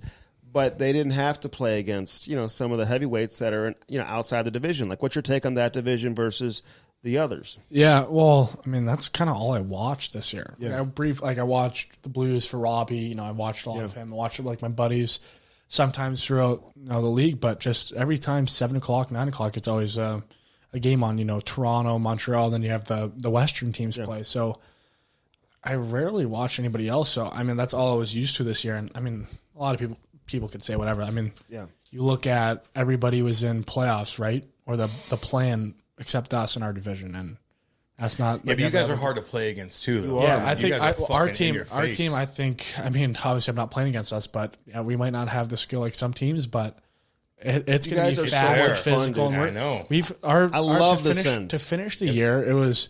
I've never had more fun, and like to get that taste of coming into every night like we're better than the team. We're going to win tonight. That was the best feeling in the world. And that was everybody believed that, and everybody had so much confidence that we're the better team. We're going to win tonight just because we're going to outwork them. You know how funny that is? Like, if you had fun as a leader on that team, while you're kind of losing too, but you still come out, like, even if you lost, like, fuck, we did it. Like, that's a good sign where you're fucking going, dude. Just so you know. Look at all the other places that Is aren't. Davis Payne on the think bench about too? it. Yeah, Painter's our Painter. forward. You like him? I like Painter. Yeah, he's cool. He's our power play coach, and he works the forwards and face offs and stuff like that. So I've gotten to know him. I really like him, and I like all of our cool. coaching staff, Yeah, dude. and they're all great guys, and they're all Relatable. You can talk to him. That's Painter came to my fucking house to everything. get a Paul Manos gift card when he got here we fired go. from the Blues. Here we go. And he got fired. He had I'm to like, Painter, scavenge off you. Painter, you still get paid. You know that. best restaurant. Did he? though. Best restaurant in St. Louis. Oh, Walt would chirp Painter about having that fucking Subaru. Painter had a fucking Subaru. And Walt's like, sick Well, he fucking was- Subaru. And Walt would draw the Subaru on the chalkboard on the thing. Like, sick Subaru, Painter. Then he goes, I swear to That's when God. he was coaching in Alaska. I'm just And then he saying. got the, I'm just saying. It was the funniest thing in the world. And all of a sudden, he got like a fucking Yukon. And Walt's like, okay, you have a Yukon now. Yeah, he's Stanley Cup Subaru, winner. Stanley like, Cup he's a- winner, too, man. Something you would have. He was on Two times. two-time Stanley Cup winner. Yeah. LA. Was he there twice? Damn right. Yeah, because Jamie Yes, he Compound was. was there one Yeah, year. exactly, So yeah. All right, so what are the plans for the rest of the offseason? Well, we have hang out here, enjoy our next couple of weeks before Play golf, training. like, every day. Play golf. Going to Bahamas next week. Oh, by yourself? Nope, the whole family, Good. all Good. 5 of us. Good. Oh, really? Yep. Just the 5 of you? Just the 5 of us. Taking the girlfriend or no? Nope, no girlfriend. It's Taryn's Graduation. Well, Flying private? I don't think we are. But That's a question I got to ask. That's Tell Walt to get off his fucking wallet. Well, Matthew, too. crazy, yeah. and you. Matthew signed the second Both, all contract. you. Entry level. Come on, what are you flying, Southwest? Yeah, Southwest. We got to pick a Delta. So no, we're doing that, and then just got that Vegas trip, and then just hanging out, enjoying our time together as a family. Did you see your parents all season long or no? Not once? I left Thanksgiving to go to Ottawa, and I didn't see him till a couple days ago. Walt's like, I ain't going through that fucking quarantine. He's like, I'm going to watch Michigan I Tech. ain't going through that fucking. He's going to 14 fucking I'm going days. to watch Providence, Michigan Tech. That's You what I'm can't doing. go up there, though. It's 14 days in quarantine. Go fuck yourself. I love my son, but I don't love him that much. No, it's that the quarantine was tough. Yeah. Oh my God, man. Horrible. I'm glad you're back here. And honestly, man, I mean, congrats on your start to your career. Like, you've been unbelievable, and We root for you, Brady. we do, man. We root for You do. man. Like, Thank you. I mean, Just so you know. it's just crazy You guys were like little kids, and here you are, like we're all riding a bike, and they're like, "Hey, hi!" Like, what's up, motherfucker? no, Brady's Brady's like crying in the locker room because like some kid just hit him in the head with like a shinny stick or something like that. Like, look at these kids. They're like fighting in this corner. Like, Walt, they're fighting again. But you know what? Like, thing in the world. you still look like you did from back then too. You know, You look good. Take your shirt off, okay? Let me look at you. I'm serious. Hey, I'm on a little bit of. I hear you. So I heard maybe you. in a couple weeks we'll do this and I'll show you again. But yeah. Oh, in a couple weeks, let me hit the gym a couple more times. And let's get Ottawa Take your going. time, Maybe you guys make some changes there in the off season, whatever. Get back to got it. normal and be exciting, dude. start winning some games. We're excited. More games. We're excited. It's gonna be a good year next year. And let's get the Olympics going too. You think it's going to happen or no? Honestly, I haven't really. I Like, don't what know the much fuck? about How would he even know that? Yeah. Like, he doesn't know. I'm asking. I'm a fucking. Is he talking to fucking China? I'm the journalist. I ask the questions. Okay. Hey, China, what we doing here? Well, the IOC just came out, whatever, and they said they're going to pay for the travel and all that. So, Didn't see it. how's so the I don't Canadian media with you? That's good. Now the Ottawa media fans have been pretty good with me. So they Well, Ottawa's a little different beast though versus Yeah. like Toronto, Oh, yeah, Vancouver, Are you Montreal. good to him, though? Because you Yeah. kind of have to be. no. I think it's they're. I think we have a pretty good relation. Where, I mean, I'm not going to be in the media doing something like crazy. Like that's just not me. Like I'm not going to be like calling guys. You know. So I think it's No. I think it's a good relationship where it's been nothing but they've been great to me and they've been supportive of me and haven't seen too many bad articles so far, but Well, you're a fucking shit kicker, dude. You haven't done anything. But Andy, But not like Toronto, Give him where- advice. As a fucking media guy, remember when I walked in and everybody's like, "What's up with this guy?" I'm like, "Look at this motherfucker, I'll fucking bag him up." But everybody was worried about Andy. So what's your advice to him as far as the media? Players weren't though. You're some of the fucking No.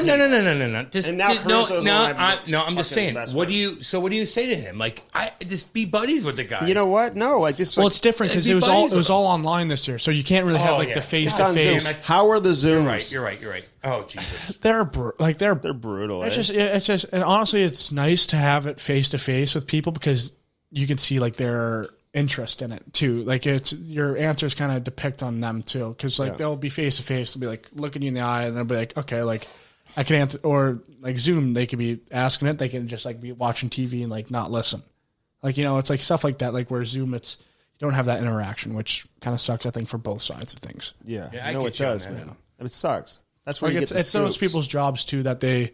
No, it's nice for them to come to the rink, come to the locker room, interview and like watch practice and come to games. So And then you get like an interaction. Like, sit down and look at me in my goddamn eyes. you create like almost like a relationship too. So we did. Yeah. That's what we Oh, did with him. 100%, man. That's exactly what we did with him. So Like, why you act like you're not part of that? You were 100% part of that, and we did the same thing. I used to fucking bring Eklund to the hotel in Philadelphia for Billy G and Dougie and Walt to come down and meet him. They come down like, "Hey, Eklund from Hockey Buzz, dude." I used to have him come to Hockey the hotel. well, it's always on that. Hockey Buzz. They were like, "What's the scoop?" It was hilarious, it's funny, actually. man. So, all right, all the best, man. Good luck with Brady, your contract too. Have fun thank in you. Where's your Thank girl you. at again? in She the coming up Bahamas. here? No, she's not. She's waiting in the car. She's working scared. right now. She's scared. Oh, what does she do? She's a digital stylist for this new startup company called Rowan. Really? Right now. What does that mean? It's like it's a new clothing company that they've created. Hook it up. Hook it. Let's I go. have no Rock it right now. clothes. I wear the same damn thing every day. They're a brand new sponsor of the podcast. We'll hook them up. I'm embarrassing. What's it called? Rowan. Rowan. Is she the owner, or she just works Just there? a digital stylist. The next contract, you're going to own that company. Let's start our own digital styling company. Hey, good for her to be independent, man. Let her be independent. Yeah, no, 100%. she's been Smarter working. than you. Yeah, Way smarter than you. Oh, Yeah. just graduated college, but she's been working for. Is she outside? Let me look Yeah. at her. Now, where does she live? Hey, She come on, lives keep in- your eyes. I'm up there. just Keep your eyes saying. up She there. live in Boston, or she's She's in New Jersey, New Jersey? Okay, that's where she's from. Right? Jersey, She's girl. Jersey. We're at in Jersey. Manasquan. I love What's it, the deal man. in Canada I love right it. now? Like, when do you have any idea when they're going to open that up or whatever? Starting Why you asking vaccine. those Yeah, questions? there's. I didn't know when they I could actually go know. back. I know. those I know a little bit about See, this thank one. you, I can't thank tell you, you about thank the you. I know what he IOC does. in China, I know what he does. but I know What's a little going bit about on in this. China? Yeah, but Wuhan. yeah, they're starting vaccines. I think for under 40 people this week, and like 12 plus next week. Why don't you take about 50,000 from here? Under There's a 40 bunch years here. old. Just take them up to Yeah. fucking Yeah, Canada. no shit. You should be selling that No shit shit, on the dude. side. Screw the We got deal. fucking vaccines out the You can't be wazoo saying here. this and the golden idea on this. I'm just now saying. they're going to start I'm being selling tracking like me. vaccines out of the I trunk of my got car. 6 in my pocket right now. I don't fucking do it. Damn, Stricky, where'd you get that new Escalade? I was selling vaccines out of the trunk of my car in Ottawa. Holy shit. Brady, you're the man, dude. No, thanks, guys. We love for you having guys, me. man. No, You know you're the that. best, man. We're your biggest supporters, dude. I thought you'd be in Latvia for the World, so, Fuck that. Contract stuff. Couldn't do it. It's always an honor playing for US, but just chill. too many Just outs. chill. no, you're not going there. Just fucking chill, will you? Good God almighty. You look good, though, man. I appreciate You it. Thanks, guys, for supporting us. Anytime. Appreciate it. Why does Matthew wear 19, by the way? What's the story I behind think that? just that was the only number he had Really? available. It was like 1924 or like then like the high 70s, 80s, 90s. He should have. He should be like a What, 88? 96. Get out. No. Be 97. 77. Andy, stop. No, I like the 19. I like the 19. It fits him. It looks it good. fits him great. Yeah. Are you going to be working out with Gary Roberts this summer or no? Well, that's in Toronto. 2-week quarantine. Oh man. Yeah. So we're working out with Crash. Good. Oh, good. Good old Crash. Yeah, Crashy boy. We had he's Gary the Roberts best. on. He was unbelievable. Yeah, with us. that's awesome. He cried, by the way. Yeah, he did. Got emotional. Nice. That's what we do. You didn't cry, which is unique. Well, next time. Next time. Yeah. Next time you go. Brady, you're the man. Go do your thing, homeboy. Thanks, Love guys. you, buddy. Appreciate it. Thank you. Right on. All right, that was Brady Tkachuk. Great interview, great conversation, great young player, Good future kid, man. captain of the Senators, unless he gets an offer sheet from somebody and they don't match, which is very possible, dude, because he's a player that you want on your team. But I got to be honest about Brady. Like, I knew he'd be a good player. I didn't know he'd be this good this quick. I really didn't think he would. I thought he'd be effective and have an impact right away because he's a character kid. And I'm not surprised with all that. Like the fighting, the leadership, like being a good player, none of that surprises me. But the fact that he's been able to score as many goals as he had at a very young age in a short period of time, I didn't expect his production to be that high. Man, after seeing Matthew do his thing, I'm like, what's the fucking difference? I'm like, maybe Matthew's got a little bit better shot, or maybe like better hands and like tight area. I don't even know how to equate that, but They just get to the front of the net, Cam. They know how to score a goal. They know where to go to score. Andy, they have it, dude. It's in the blood, baby. They have it, man. So it's like you can't explain it. They're just there, and they're tough. I love them both. They're just good kids, dude. I love that goddamn family. I really, really do. And you know how much I adore Walt. Oh, Jesus. You know how I am. If you're nice to me, man, I'll love you forever. Like it's just that simple. Just nice to me. Walt was nice, dude. We partied. I'll do anything for that fucking guy. Whole family. Love them all. Yeah. I don't think they need much from you right now. I mean, whatever. What are they gonna want from you? You never know. I mean, I got a pretty big platform, and if shit goes down, like we'll stick up for him. I mean, is that good? Oh, there's no doubt. Fucking Walt listens to shit, dude. Who's he kidding? I know. You know he does. Yeah, my favorite hockey family going right now. They are the best. It's not even close. Because here's the difference. They're not snooty, dude. Like, dude, you asked him. He's like, I'll be there in 2 seconds. We only bring you line. What do you? He's like, offer me like Chick-fil-A. I don't know if he offered you any, but he offered me Chick-fil-A. Well, he wanted you to eat something. You're fucking tiny. So he felt bad for you. But they're just, I mean, you call Walt, he's going to answer his phone. Like, Walt, when are you in there? Like, can you, like, he's just fun. Like, they're just cool. They're down to earth, but they're in a different stratosphere. Yeah. But you know what? There's a number of players from his era, specifically American players from that USA hockey era, that are the same way, man. I mean, honestly. No. Yeah. You can call a couple of those guys and they'll answer their phone and they'll fucking Tony Amonte, fucking Billy Guerin, JR, Dougie Wade, Madonna, what's up, homie? Madonna, Moto, what's up? Come on, Darian Hatcher, like we Big can go on and on and on, man. I want to party with him. Chris Chelios. So even I had Reed Simpson's like, I'm hanging out this weekend. What are you doing? And I'm like, I got the dog. I'm like, fuck. And like this, anybody else would be like, I'm with you. And he's invited me to go to the baseball game with Gretz and Chelly. And I said, I just didn't want to turn back around, go all the way downtown. I kind of turned that down. It's like those guys, man, I could have partied with them all night. They would have had fun and shit like that. It's like, damn, I probably should have. Cam's like the most antisocial person I know. Yeah, you never want to hang out. You don't want to hang out with anybody, including Gretzky and Chelios. Yeah, I know. I liked it. I know. I'm kind of like a recluse now. Nah, I mean, I am and I'm not. Well, dude, you've missed a lot of stuff like over the course of the last few months. Like I know I have some like fun parties and stuff, and like you don't go to anything. I don't know what your problem is. I don't know. I live a pretty cool life. I mean, Really? Kate and I fucking chill. We look at it. We have paradise out here. We do whatever the fuck we want. Like I don't Yeah, need you to gotta drive have a little. 40 So minutes. you gotta have a little. So that's You're the right. problem. So that's You're what right. it is, right? You're too far out. Yeah, I think I just kind of started a little bit back. I pick and choose, man. Like it needs to be on my terms. Like Yeah, I'm a princess. It's got to be on my terms if I'm going to hang out with Yeah. Gretzky and Chelios. That's got to be on my terms. Yeah, it kind of does. Dude, you get invited to go hang out with Chelios and Gretzky. You just go, dude. Yeah, well, You got to go. For what? Yeah. For I got to what? confirm if this even happened, actually. We'll double check on that. Okay, confirm it. Get then. back to you on that. Simmer and those Why guys were here didn't last you go? weekend. I know they were. Because I came home and I'm like, I don't feel like getting dressed and going back all the way out there. I mean, that's just that simple. Yeah, it's not like a hop, What do you skip, do? and a jump. Yeah, no, it's not that bad. Andy, not to mention, dude, I go out there like I'd have to get an Uber back. Like it's a lot. It's a lot. I know what you're saying. Well, there you So go. it's like You're I want to go giving me sit the at a Cardinal answer. game. I don't want to go sit at a Cardinal game. Like I'm trying to get the answer from you. I'm like, all right. Well, that's what. Not to mention, I come home and I'm like, my buddies all come over to my house here, and we go in the hole down there. We drink a bunch of wine, and we have a little putting contest. Like, I don't feel like going to a fucking baseball game. I don't give a fuck who I'm going with. So a buddy of mine just. But I love Simmer and those guys, by the way. Thanks, Simmer, by the way. Oh yeah, I know, man. He's the best, dude. He's fucking awesome, dude. Chelios and Gretzky. They're great too, man. They come on our fucking pod, dude. You know, we love all those guys. I just didn't feel like driving down there.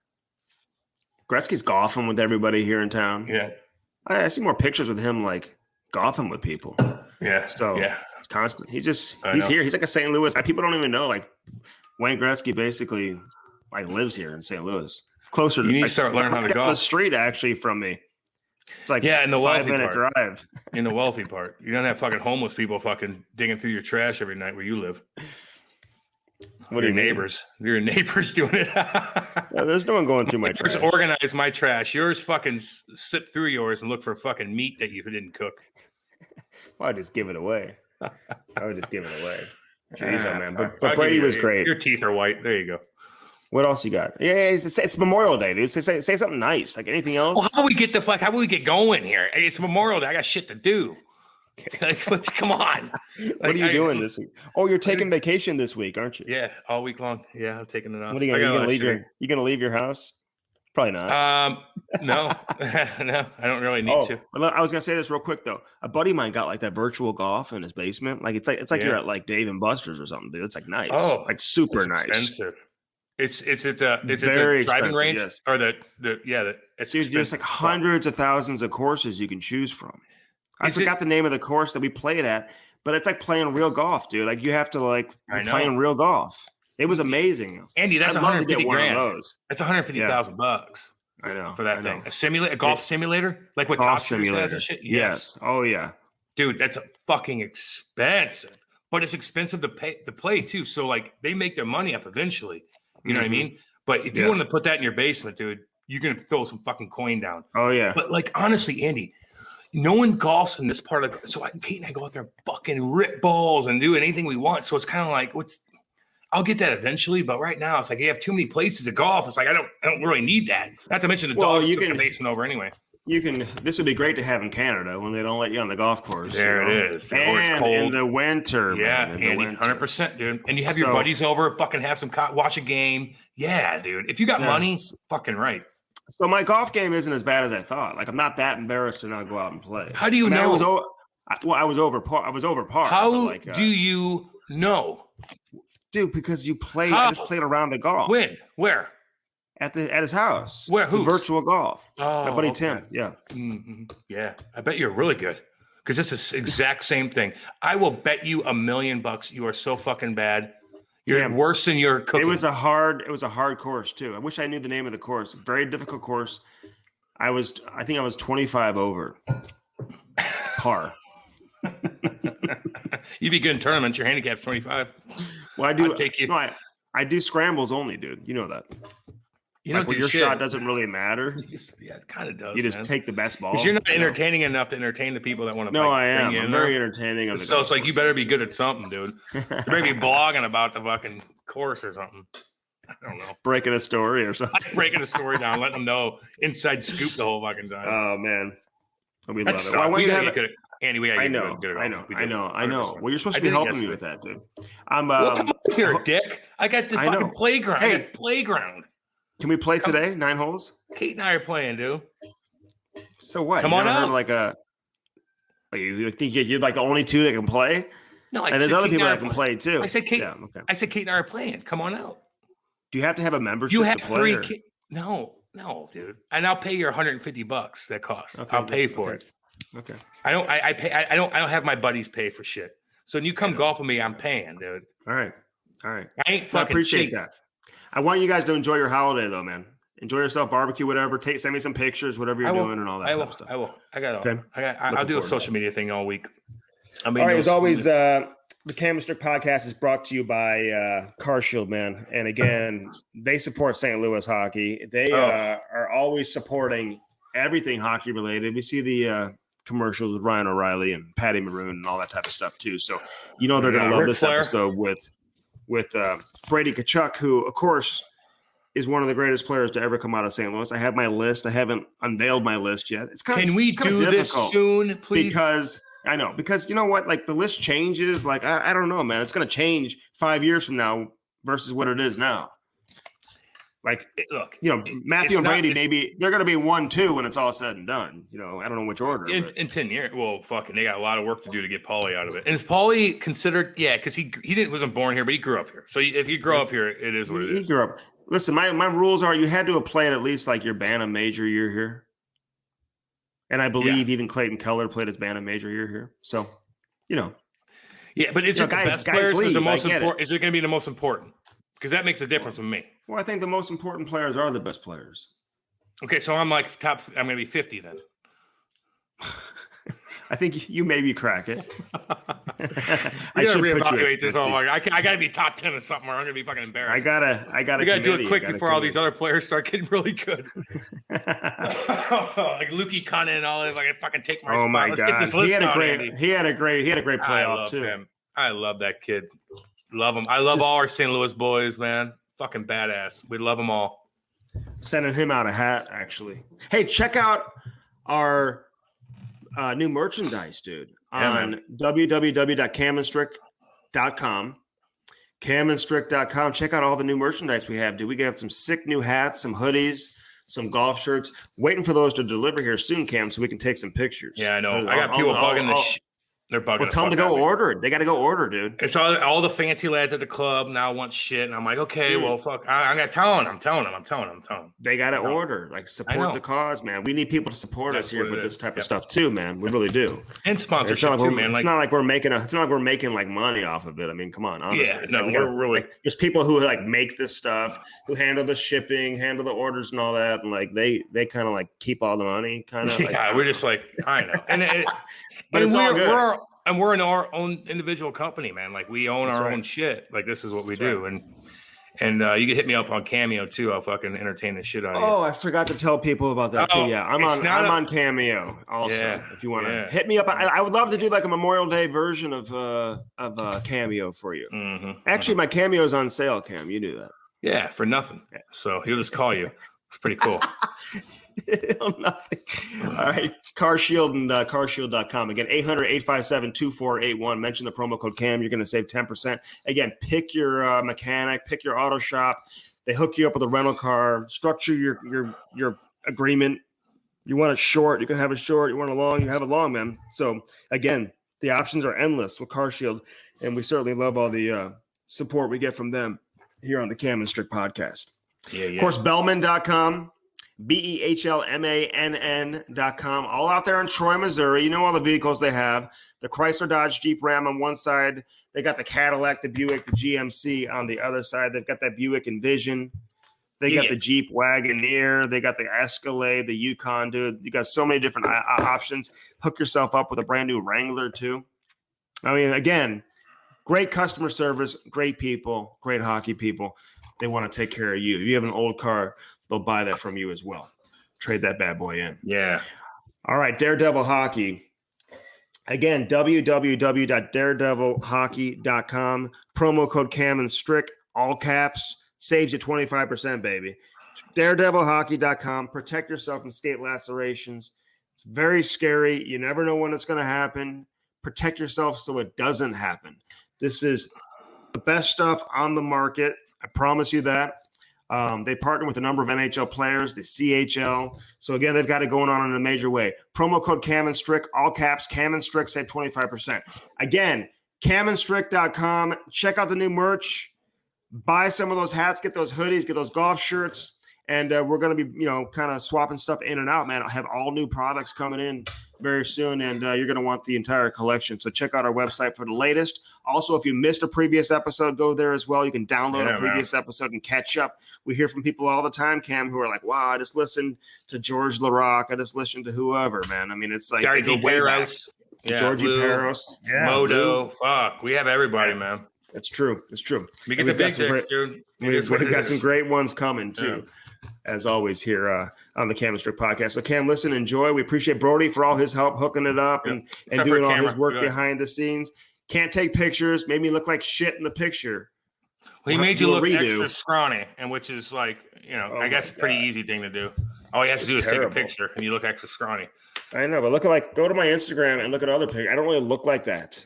Go to my Instagram. It's like Cam. You look the fucking same. All your pictures are the same on there, dude. Cam doesn't look doing nothing.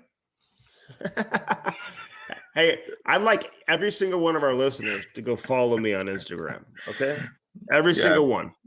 Hey, he needs more. Follow Andy on Instagram as well as myself. But can he have more followers than my wife, please? Is that possible? Can he have more? I don't know, 1,400. Well, I think I have more than that.